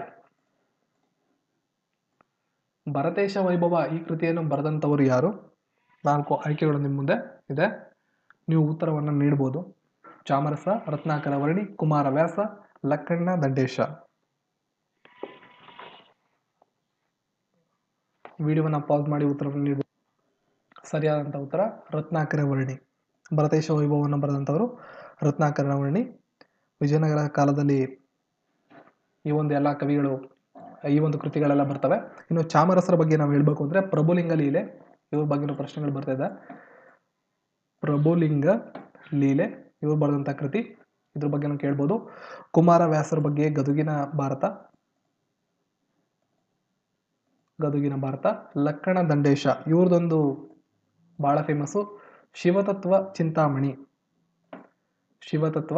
ಚಿಂತಾಮಣಿ ಈ ಒಂದು ಕೃತಿಯನ್ನ ಲಕ್ಕಣ ದಂಡೇಶರು ಬರೆದಿದ್ದಾರೆ. ಸೊ ನಿಮ್ಗೆ ಇದರಲ್ಲೆಲ್ಲ ಕ್ಲಿಯರ್ ಆಗಿದೆ ಅನ್ಕೋತೀನಿ. ಮುಂದಿನ ಪ್ರಶ್ನೆ, ಪೋರ್ಚುಗಲ್ ಪ್ರವಾಸಿಗ ಡ್ಯೂರೆಟ್ ಬಾರ್ಬೋಸ್ ಈ ಕೆಳಗಿನ ಯಾವ ವಿಜಯನಗರ ಸಾಮ್ರಾಜ್ಯ ರಾಜನ ಆಸ್ಥಾನಕ್ಕೆ ಭೇಟಿ ನೀಡಿದ್ದನು? ಸೊ ವಿದೇಶಿ ಪ್ರವಾಸಿಗರ ಬಗ್ಗೆ ಹಲವಾರು ಪ್ರಶ್ನೆಗಳು ಬರ್ತಾ ಇರ್ತದೆ. ಅದರಲ್ಲಿ ಪೋರ್ಚುಗಲ್ನ ಪ್ರವಾಸಿಗ ಡ್ಯೂರೆಟ್ ಬಾರ್ಬೋಸ್ ವಿಜಯನಗರದ ಯಾವ ರಾಜನ ಆಸ್ಥಾನಕ್ಕೆ ಭೇಟಿ ನೀಡಿದ ಅನ್ನೋದು ಪ್ರಶ್ನೆ. ಈ ಒಂದು ಘಟನೆ 1514 ಆಗಿರೋದು. ಸೊ ಈ ಪ್ರಶ್ನೆಗೆ ಸರಿಯಾದಂತ ಉತ್ತರ ಆಪ್ಷನ್ ಇ, ಕೃಷ್ಣದೇವರಾಯರು. ಇನ್ನೊಂದಿಷ್ಟು ವಿದೇಶಿ ಪ್ರವಾಸಿಗರ ಬಗ್ಗೆ ನಿಮಗೆ ಮಾಹಿತಿಯನ್ನು ನೀಡಬೇಕು ಅಂದ್ರೆ 1421ರಲ್ಲಿ ನಿಕೋಲಾ ಕಾಂಟಿ ಇಟಲಿಯ ಒಬ್ಬ ಪ್ರವಾಸಿಗ, ಒಂದನೇ ದೇವರಾಯ ಅರಸನ ಆಸ್ಥಾನದಲ್ಲಿ ದೇವರಾಯ ಅವರು ಇದ್ದಾಗ ಆ ಒಂದು ಆಸ್ಥಾನಕ್ಕೆ ಮೊಟ್ಟ ಮೊದಲನಾಗಿ ಬಂದಂಥವ್ರು ನಿಕೋಲ್ ಕಾಂಟಿ ಅವರು. ಒಂದನೇ ದೇವರಾಯನ ಆಡಳಿತ ಇದ್ದಾಗಲೂ ಬಂದಿದ್ರು, ಎರಡನೇ ದೇವರಾಯ ಆಡಳಿತದಲ್ಲಿದ್ದಾಗಲೂ ಬಂದಿದ್ರು. ಅದಾದ್ಮೇಲೆ ಅಬ್ದುಲ್ ರಜಾಕ್, ಇದೆಲ್ಲ ಇಂಪಾರ್ಟೆಂಟ್, ನಿಮಗೆ ಎಕ್ಸಾಮಲ್ಲಿ ಯೂಸ್ ಆಗುತ್ತೆ. ಅಬ್ದುಲ್ ರಜಾಕ್ 1443ರಲ್ಲಿ ಪರ್ಷಿಯಾ ದೇಶದ ಒಬ್ಬ ಪ್ರವಾಸಿಗ, ಎರಡನೇ ದೇವರಾಯ ಅವರ ಕಾಲದಲ್ಲಿ ಬಂದಿದ್ರು ಇವರು ಅಬ್ದುಲ್ ರಜಾಕ್ ಅವರು. ಅದನ್ನು ಬಿಟ್ಟರೆ ನಿಕಿಟಿನ್ ಅಂತ 1470ರಲ್ಲಿ ರಷ್ಯಾದ ಪ್ರವಾಸಿಗ, ಎರಡನೇ ವಿರೂಪಾಕ್ಷರಾಯ ಅವರು ಆಡಳಿತವಿದ್ದಂಥ ಕಾಲದಲ್ಲಿ ಬಂದಿದ್ರು. ಅದಾದಮೇಲೆ ಈ ಪ್ರಶ್ನೆಯಲ್ಲಿ ಬರೋದಂತ ಡ್ಯೂರೆಟ್ ಬಾರ್ಬೋಸ್ ಅವರು ಪೋರ್ಚುಗಲ್ನ ಪ್ರವಾಸಿಗರು, ಕೃಷ್ಣದೇವರಾಯರ ಕಾಲದಲ್ಲಿ ಬಂದಿದ್ರು. ಕೃಷ್ಣದೇವರಾಯರ ಕಾಲದಲ್ಲಿ ಬಂದಂಥ ಇನ್ನೊಬ್ಬರು ಡೊಮಿನ್ ಪಯಾಸ್ 1520ರಲ್ಲಿ. ಡೊಮಿನ್ ಪಯಾಸ್ ಪೋರ್ಚುಗಲ್ನ ಪ್ರವಾಸಿಗ, ಕೃಷ್ಣದೇವರಾಯ ಆಡಳಿತದಲ್ಲಿದ್ದಂಥ ಕಾಲದಲ್ಲಿ ಬಂದಂಥವ್ರು. ಇನ್ನು ಅಚ್ಯುತರಾಯನ ಕಾಲದಲ್ಲಿ 1535 ಇವ್ರ ಕಾಲದಲ್ಲಿ ಫರ್ನಾವೋ ನ್ಯೂನಿಜ್, ಇವ್ರ ಬಗ್ಗೆ KPSC ಎಕ್ಸಾಮ್ಗಳಲ್ಲಿ ಪ್ರಶ್ನೆ ಬಂದಿದೆ. ನ್ಯೂನಿಜ್ ಪೋರ್ಚುಗಲ್ನ ಪ್ರವಾಸಿಗ ಫರ್ನಾವೋ ನ್ಯೂನಿಜ್ ಅವರು ಅಚ್ಯುತರಾಯ್ ಅವರು ಆಡಳಿತದಲ್ಲಿದ್ದಾಗ ಅವರ ಕಾಲಾವಧಿಯಲ್ಲಿ ಭಾರತಕ್ಕೆ ಪ್ರವಾಸಕ್ಕೆ ಬಂದಿದ್ರು. ಇನ್ನು ಕೊನೆಯದಾಗಿ ಸದಾಶಿವರಾಯ್ ಇವರು ಆಡಳಿತದಲ್ಲಿದ್ದಂಥ ಸಂದರ್ಭದಲ್ಲಿ ಫೆಡ್ರಿಕ್ ನೀಜರ್ ಈ ಒಂದು ಪ್ರವಾಸಿಗ, ಇಟಲಿಯ ಪ್ರವಾಸಿಗ ಭಾರತಕ್ಕೆ ಭೇಟಿಯನ್ನು ನೀಡಿದ. ಇದಾಗಿತ್ತು ಈ ಒಂದು ಮಾಹಿತಿಗಳು. ಈ ಒಂದು ಇಷ್ಟು ಪ್ರಶ್ನೆಗಳು ಕೆಲವೊಂದು ಯೂನಿಕ್ ಪ್ರಶ್ನೆಗಳು ಇಂದಿನ RRBಯಲ್ಲಿ ಬಂದಿರತಕ್ಕಂಥ ಅವ್ರನ್ನ ಡೈರೆಕ್ಟಾಗಿ ನಾನು ತೆಗೆದುಕೊಂಡಿದ್ದೀನಿ. ಅದನ್ನು ಹೇಗೆ ಸಾಲ್ವ್ ಮಾಡೋದು ಅನ್ನೋದ್ರ ಬಗ್ಗೆ ನಿಮಗೆ ತಿಳಿಸ್ಕೊಡ್ತಾ ಇದ್ದೀನಿ. ಇವೆಲ್ಲ ಯೂನಿಕ್ ಪ್ರಶ್ನೆಗಳು, ಅದರಿಂದ ಇದನ್ನು ನೋಡ್ಕೊಳ್ಳಿ ಸಾಲ್ವ್ ಮಾಡೋದು ಹೇಗೆ ಅಂತ. ನೋಡಿ, √2 ಅಂತ ಇದ್ರೆ ನಾವು ಸಾಲ್ವ್ ಮಾಡ್ಬೋದು. ಬಟ್ √2 ಪ್ಲಸ್ √2 ಪ್ಲಸ್ √2 ಈ ರೀತಿಯಾಗಿದ್ದಾಗ ಯಾವ ರೀತಿ ಸಾಲ್ವ್ ಮಾಡೋದು? ಇನ್ಫಿನಿಟಿವರೆಗೂ ಹೋಗ್ತಾ ಇದೆ, ಇದರ ಬೆಲೆಯನ್ನು ಕಂಡುಹಿಡಿಯಿರಿ ಅಂತ ಅವರು ಪ್ರಶ್ನೆನ ಕೇಳಿದ್ದಾರೆ. ಮೊದಲನೇದಾಗಿ x = √2 ಪ್ಲಸ್ √2 ಪ್ಲಸ್ √2 ಅಂತ ನಾನು ಬರ್ಕೋತೀನಿ. ನಾನು ಇದನ್ನು ಹೊರತುಪಡಿಸಿ ಸ್ಕ್ವೇರ್ ಮಾಡ್ತೀನಿ ಮೊದಲನೇ ಸಲ. ಒಂದು ಸ್ಕ್ವೇರ್ ಹೊರಟೋಗ್ಬಿಡುತ್ತೆ ಇಲ್ಲಿ, ಇನ್ನು ಉಳಿದಂಥದ್ದು ಹಾಗೆ ಇರುತ್ತೆ. 2 ಪ್ಲಸ್ √2 ಪ್ಲಸ್ ಇದಿಷ್ಟನ್ನು ಎಕ್ಸ್ ಅಂತ ಕನ್ಸಿಡರ್ ಮಾಡ್ತೀನಿ. ಇದು ಇನ್ ಜನರಲ್, ನೀವು ಇದೇ ರೀತಿ ಕನ್ಸಿಡರ್ ಮಾಡ್ಬೋದು. ಎಕ್ಸ್ ಅಂತ ಕನ್ಸಿಡರ್ ಮಾಡಿದ್ರೆ x² = 2 ಪ್ಲಸ್ ಎಕ್ಸ್ ಅಂತ ಆಗುತ್ತೆ. x² - x - 2 = 0 ಆಗುತ್ತೆ. ಸೀದಾ ರೂಲ್ನ ಅಪ್ಲೈ ಮಾಡಿದ್ರೆ ನಿಮಗೆ x = 2 ಆನ್ಸರ್ ಸಿಗುತ್ತೆ. ಅಥವಾ ಈ ರೀತಿಯಂಥ ಪ್ರಾಬ್ಲಮ್ಗಳನ್ನ ಕೊಟ್ಟರೆ ಇಲ್ಲಿ ಅಂಕೆಗಳು ಸೇಮ್ ಇರ್ತವೆ, ಚೇಂಜ್ ಆಗಲ್ಲ. ಆ ರೀತಿಯಾದ ಸಂದರ್ಭದಲ್ಲಿ ನೀವು ಒಂದು ಫಾರ್ಮುಲಾವನ್ನು ಯೂಸ್ ಮಾಡ್ಬೋದು. ಫಾರ್ಮುಲಾ ಏನಪ್ಪ ಅಂದರೆ 4a + 1 ಹೊರಗಡೆ ಇದು /2. ಈ ಒಂದು ಫಾರ್ಮುಲಾವನ್ನು ನೀವು ಯೂಸ್ ಮಾಡ್ಬೋದು. ಡೈರೆಕ್ಟಾಗಿ ಈ ಫಾರ್ಮುಲಾವನ್ನು ಯೂಸ್ ಮಾಡಿ ನೀವು ಆನ್ಸರನ್ನು ತಗೋಬೋದು. √4a + 1 + 1 ಇದು ಹೊರಗಡೆ /2. ಈ ಎ ಜಾಗದಲ್ಲಿ ಏನಿರುತ್ತೋ ಇದನ್ನು ನೀವು ಹಾಕೋಬೋದು. ಈಗ 2 ಇದೆ, ಸಪೋಸ್ 3, 4, 5 ಚೇಂಜ್ ಆದಂಗೆ ಇಲ್ಲಿ ಸಂಖ್ಯೆಗಳನ್ನ ಚೇಂಜ್ ಮಾಡ್ಕೋಬೋದು. ಈಗ 2ನ್ನ ಇಲ್ಲಿ ಚೇಂಜ್ ಮಾಡಿ √4 × 2 ಪ್ಲಸ್ 1 ಇದು ಹೊರಗಡೆ ಪ್ಲಸ್ 1 /2. 4 × 2 8, 8 + 1 9, √9 ಪ್ಲಸ್ 1 /2. √9 ಅಂದರೆ 3, 3 + 1/2, 3 + 1 ಅಂದರೆ 4, 4/2 ಅಂದರೆ 2. ಇದರಿಂದ ಆಯ್ಕೆ 2 ಸರಿಯಾದಂಥ ಉತ್ತರ. ನೀವು ಈ ಒಂದು ಫಾರ್ಮುಲಾವನ್ನು ಯೂಸ್ ಮಾಡ್ಬೋದು. ಇಲ್ಲಿ ಮೈನಸ್ ಇದ್ದರೆ ನೆಕ್ಸ್ಟ್ ಲೆಕ್ಕದಲ್ಲಿ ಹೇಳ್ತೀನಿ ಅದನ್ನು. ನೋಡಿ, ಈ ರೀತಿ ಮೈನಸ್ ಇದ್ದಾಗ ಏನು ಮಾಡೋದು? ಪ್ಲಸ್ ಇದ್ದಾಗ ಆ ರೀತಿ ಆಯಿತು, ಮೈನಸ್ ಇದ್ದಾಗ ಸೇಮ್ 4a + 1 ಸೇಮ್, ಬಟ್ ಇಲ್ಲಿ -1 ಮಾಡ್ಕೊಳ್ಳಿ ಅಷ್ಟೇ. ಎ ಜಾಗದಲ್ಲಿ 6 ಇದೆ, 6 ಅಂದರೆ ಇಲ್ಲಿ ಕಾಮನ್ ಆಗಿ ಬರ್ತಕ್ಕಂಥದ್ದು ಯಾವ ರೀತಿ ಅಂದರೆ √a -√a ಈ ರೀತಿ ಬರ್ತಾವಲ್ಲ, ಆ ರೀತಿ ಆದಂಥ ಸಂದರ್ಭದಲ್ಲಿ ಈ ಫಾರ್ಮುಲಾವನ್ನು ಅಪ್ಲೈ ಮಾಡ್ಬೋದು. √4 × 6 ಪ್ಲಸ್ 1 - 1 /2, 6 × 4 = 24, 24 + 1 25, √25 - 1 /2. √25 ಅಂದರೆ 5, 5 - 1/2, 4/2, 2. ಸರಿಯಾದಂಥ ಉತ್ತರ 2. ಮತ್ತೊಂದು ಟಿಪಿಕಲ್ ಆದಂಥ ಪ್ರಶ್ನೆ ನೀವು ಇಲ್ಲಿ ನೋಡ್ಬೋದು. ಇಲ್ಲಿ ಸ್ಕ್ವೇರ್ ಕ್ಯೂಬ್ ಎಲ್ಲ ಇದೆ, ಸೇಮ್ ಇದನ್ನು ಕೂಡ ಅದೇ ರೀತಿ ಎಕ್ಸ್ ಅಂತ ತಗೊಳ್ಳಿ. √2 ಪ್ಲಸ್ √4 ಪ್ಲಸ್ √2 ಪ್ಲಸ್ ಹಿಂಗೆ ಹೋಗ್ತಿರುತ್ತೆ ಇಂಟು, ಸಾರಿ ಇವೆಲ್ಲ ಮಲ್ಟಿಪ್ಲಿಕೇಶನು ಪ್ಲಸ್ ಅಲ್ಲ. ಇಲ್ಲೂ ಕೂಡ ಸ್ಕ್ವೇರಿಂಗ್ ಆನ್ ಬೋತ್ ಸೈಡ್ ಮಾಡಿ. x² = 2 √4 into √2 into √. ನೆಕ್ಸ್ಟ್ ನೀವೇನು ಮಾಡ್ಬೋದು, ಅದು ಏನೇ ಇರಲಿ ಅದ್ರ ಬಗ್ಗೆ ನೀವು ತಲೆ ಕೆಡಿಸ್ಕೊಳ್ಳೋಕೆ ಹೋಗಬೇಡಿ. ಇಲ್ಲಿ 2 ಇಂಟು √, ಅಂತಿದೆ. ನೀವು ಇಲ್ಲಿ ಕ್ಯೂಬ್ ಅಂತ ತೆಗಿಬೇಕು, ಅದನ್ನು ತೆಗೆದುಬಿಡಿ. 2 ಕಡೆ ಕ್ಯೂಬ್ ಮಾಡಿ, cubing on both side. x² whole cube 2³ into ಈ √√ ಆಗುತ್ತೆ 4 into as usual root into √* ಅಂತ ಹೋಗುತ್ತೆ. ಈಗ ನಿಮ್ಗೆ ಇಷ್ಟು ಕ್ಲಿಯರ್ ಆಗಿದೆ ಅಂದ್ಕೊಂಡಿದ್ದೀನಿ ನಾನು. ಇಲ್ಲಿ x² ಹೋಲ್ ಕ್ಯೂಬ್ ಇದೆ, 2³ ಇದೆ, 4 ಇದೆ. ಇನ್ನು ಉಳಿದಂಥ ಇಷ್ಟನ್ನು ಎಕ್ಸ್ ಅಂತ ನೀವು ಕನ್ಸಿಡರ್ ಮಾಡಿ, ಎಕ್ಸ್ ಅಂದ್ಕೊಳ್ಳಿ. ಇನ್ ಜನರಲ್ ನಿಮ್ಗೇನು ಸಿಗುತ್ತೆ ಆಗ x⁶ 6, 2 into 3 6, 2 3 8, 4 into X. So ಒಂದು ಎಕ್ಸನ್ನು ಈ ಒಂದು ಎಕ್ಸ್ ಜೊತೆ ಕ್ಯಾನ್ಸಲ್ ಮಾಡಿ ಎಕ್ಸ್ ಟು ದ ಪವರ್ 5 ಆಯಿತು. 8 4 32. 32ನ 2 × 5 ಅಂತ ಬರ್ಕೋಬೋದು. 2 × 5 ಇಂಡಿಸಿಸ್ ರೂಲ್ನ ಪ್ರಕಾರ ಇವೆರಡು ಸೇಮ್ ಇದೆ, ಅದರಿಂದ ಎಕ್ಸ್ ಇಸ್ ಈಕ್ವಲ್ ಟು 2. ಈ ಲೆಕ್ಕಗಳು ಯೂನಿಕ್ ಆಗಿದೆ, ಇದನ್ನು ಹೀಗೆ ಮಾಡಬೇಕು, ಬೇರೆ ಯಾವ ಮೆಥಡನ್ನು ಯೂಸ್ ಮಾಡೋಕ್ಕಾಗಲ್ಲ. ಇದರಿಂದ ಸ್ವಲ್ಪ ನೀವು ಹುಷಾರಾಗಿ ಇದನ್ನು ನೋಡ್ಕೋಬೇಕಾಗುತ್ತೆ.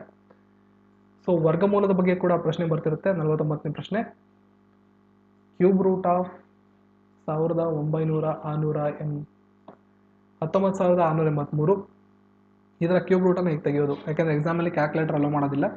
ನಾನು ಇದ್ರ ಬಗ್ಗೆ ಈ ಚಾನಲಲ್ಲೇ ಒಂದು ವಿಡಿಯೋನ ಅಪ್ಲೋಡ್ ಮಾಡಿದ್ದೀನಿ, ಸ್ಕ್ವೇರ್ ಮತ್ತು ಕ್ಯೂಬ್ನ ಹೇಗೆ ಕಂಡುಹಿಡಿಯೋದು ಅಂತ.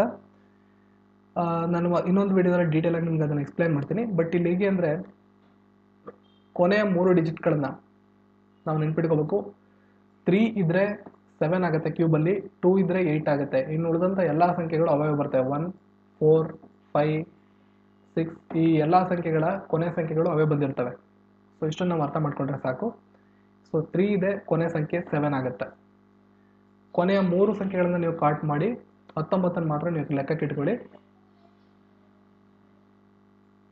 ಕ್ಯೂಬ್ ರೂಟ್ ಆಫ್ ಇಷ್ಟಿದೆ, 3ರ ಕೊನೆಯ ಸಂಖ್ಯೆ 7 ರಿಪೀಟ್ ಆಗ್ತಕ್ಕಂಥದ್ದು. ನನ್ನ ಆ ಒಂದು ವಿಡಿಯೋ ನೋಡಿ, ಮಲ್ಟಿಪ್ಲಿಕೇಶನ್ ಟ್ರಿಕ್ಸ್ ಅಂತ ಒಂದು ವಿಡಿಯೋ ಮಾಡಿದ್ದೀನಿ, ಅದನ್ನು ನೋಡಿ ನಿಮ್ಗೆ ಅರ್ಥ ಆಗುತ್ತೆ. 3 ಡಿಜಿಟನ್ನು ಕಾಟ್ ಮಾಡಿದ್ರೆ 19 ಉಳ್ಕೊಳ್ಳುತ್ತೆ. 19 2 ಕ್ಯೂಬ್ ಮತ್ತು 3 ಕ್ಯೂಬ್ನ ನಡುವೆ ಬರ್ತಕ್ಕಂಥ ಸಂಖ್ಯೆ. 2 ಕ್ಯೂಬ್ ಅಂದರೆ 8, 19 ಮತ್ತು 3 ಕ್ಯೂಬ್ ಅಂದರೆ 27. ಯಾವಾಗಲೂ ಲೆಸ್ಸರ್ ಇರ್ತದಲ್ಲ ಆ ಒಂದು ಸಂಖ್ಯೆಯನ್ನು ತೆಗೆದುಕೊಳ್ಬೇಕು, ಅದರಿಂದ 2ಅನ್ನು ನಾನು ಇಲ್ಲಿ ಪ್ಲೇಸ್ ಮಾಡ್ತೀನಿ. ಸೊ 27 ಕ್ಯೂಬ್ನ ಬೆಲೆ 19,683. ನೀವು ಈ ರೀತಿಯಾಗಿ ಬೇರೆ ಬೇರೆ ಲೆಕ್ಕಗಳನ್ನು ಕೂಡ ಮಾಡ್ಬೋದು. ಆ ಒಂದು ವಿಡಿಯೋನ ಹೋಗಿ ನೋಡಿ, ನಿಮಗೆ ಡೀಟೇಲ್ ಆಗಿರೋದು ಅರ್ಥ ಆಗುತ್ತೆ. ಸೊ 50ನೇ ಪ್ರಶ್ನೆ ಮತ್ತು ಕೊನೆ ಪ್ರಶ್ನೆ. ಈಗ 4 ಡಿಜಿಟ್ ಮಲ್ಟಿಪ್ಲಿಕೇಶನ್ ಮಾಡಬೇಕು. ಎಕ್ಸಾಮಲ್ಲಿ ತುಂಬ ಟೈಮ್ ಹಿಡಿತದೆ, ಸುಮಾರು 10 ರಿಂದ 15 ನಿಮಿಷ ತಗೋಬೋದು. ಅಂಥ ಸಂದರ್ಭದಲ್ಲಿ ಈ ರೀತಿಯಾದಂಥ ಲೆಕ್ಕಗಳನ್ನು ಹೇಗೆ ಮಾಡೋದು? ಒಂದ್ಸಲ RRBಯಲ್ಲಿ ಈ ರೀತಿ ಲೆಕ್ಕ ಬಂದಿದೆ.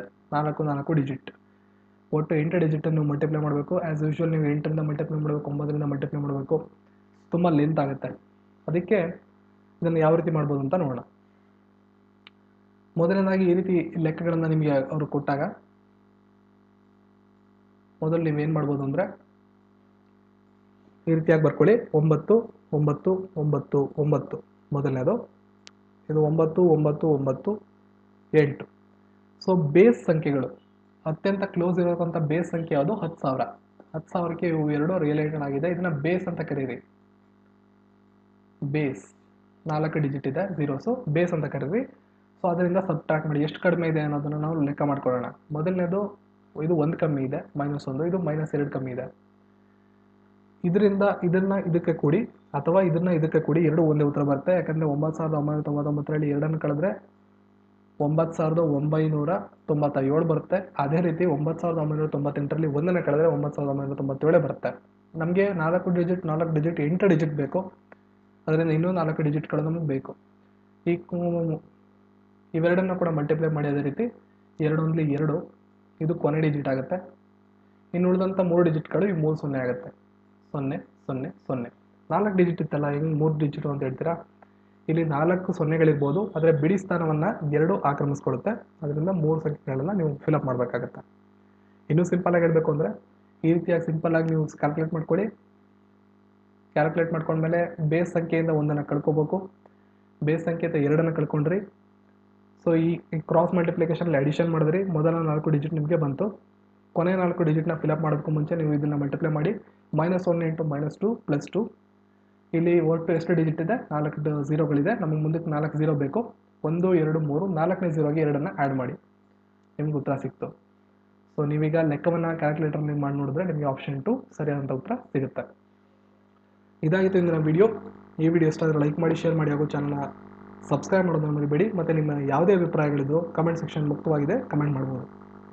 ಎಲ್ರಿಗೂ ಧನ್ಯವಾದಗಳು.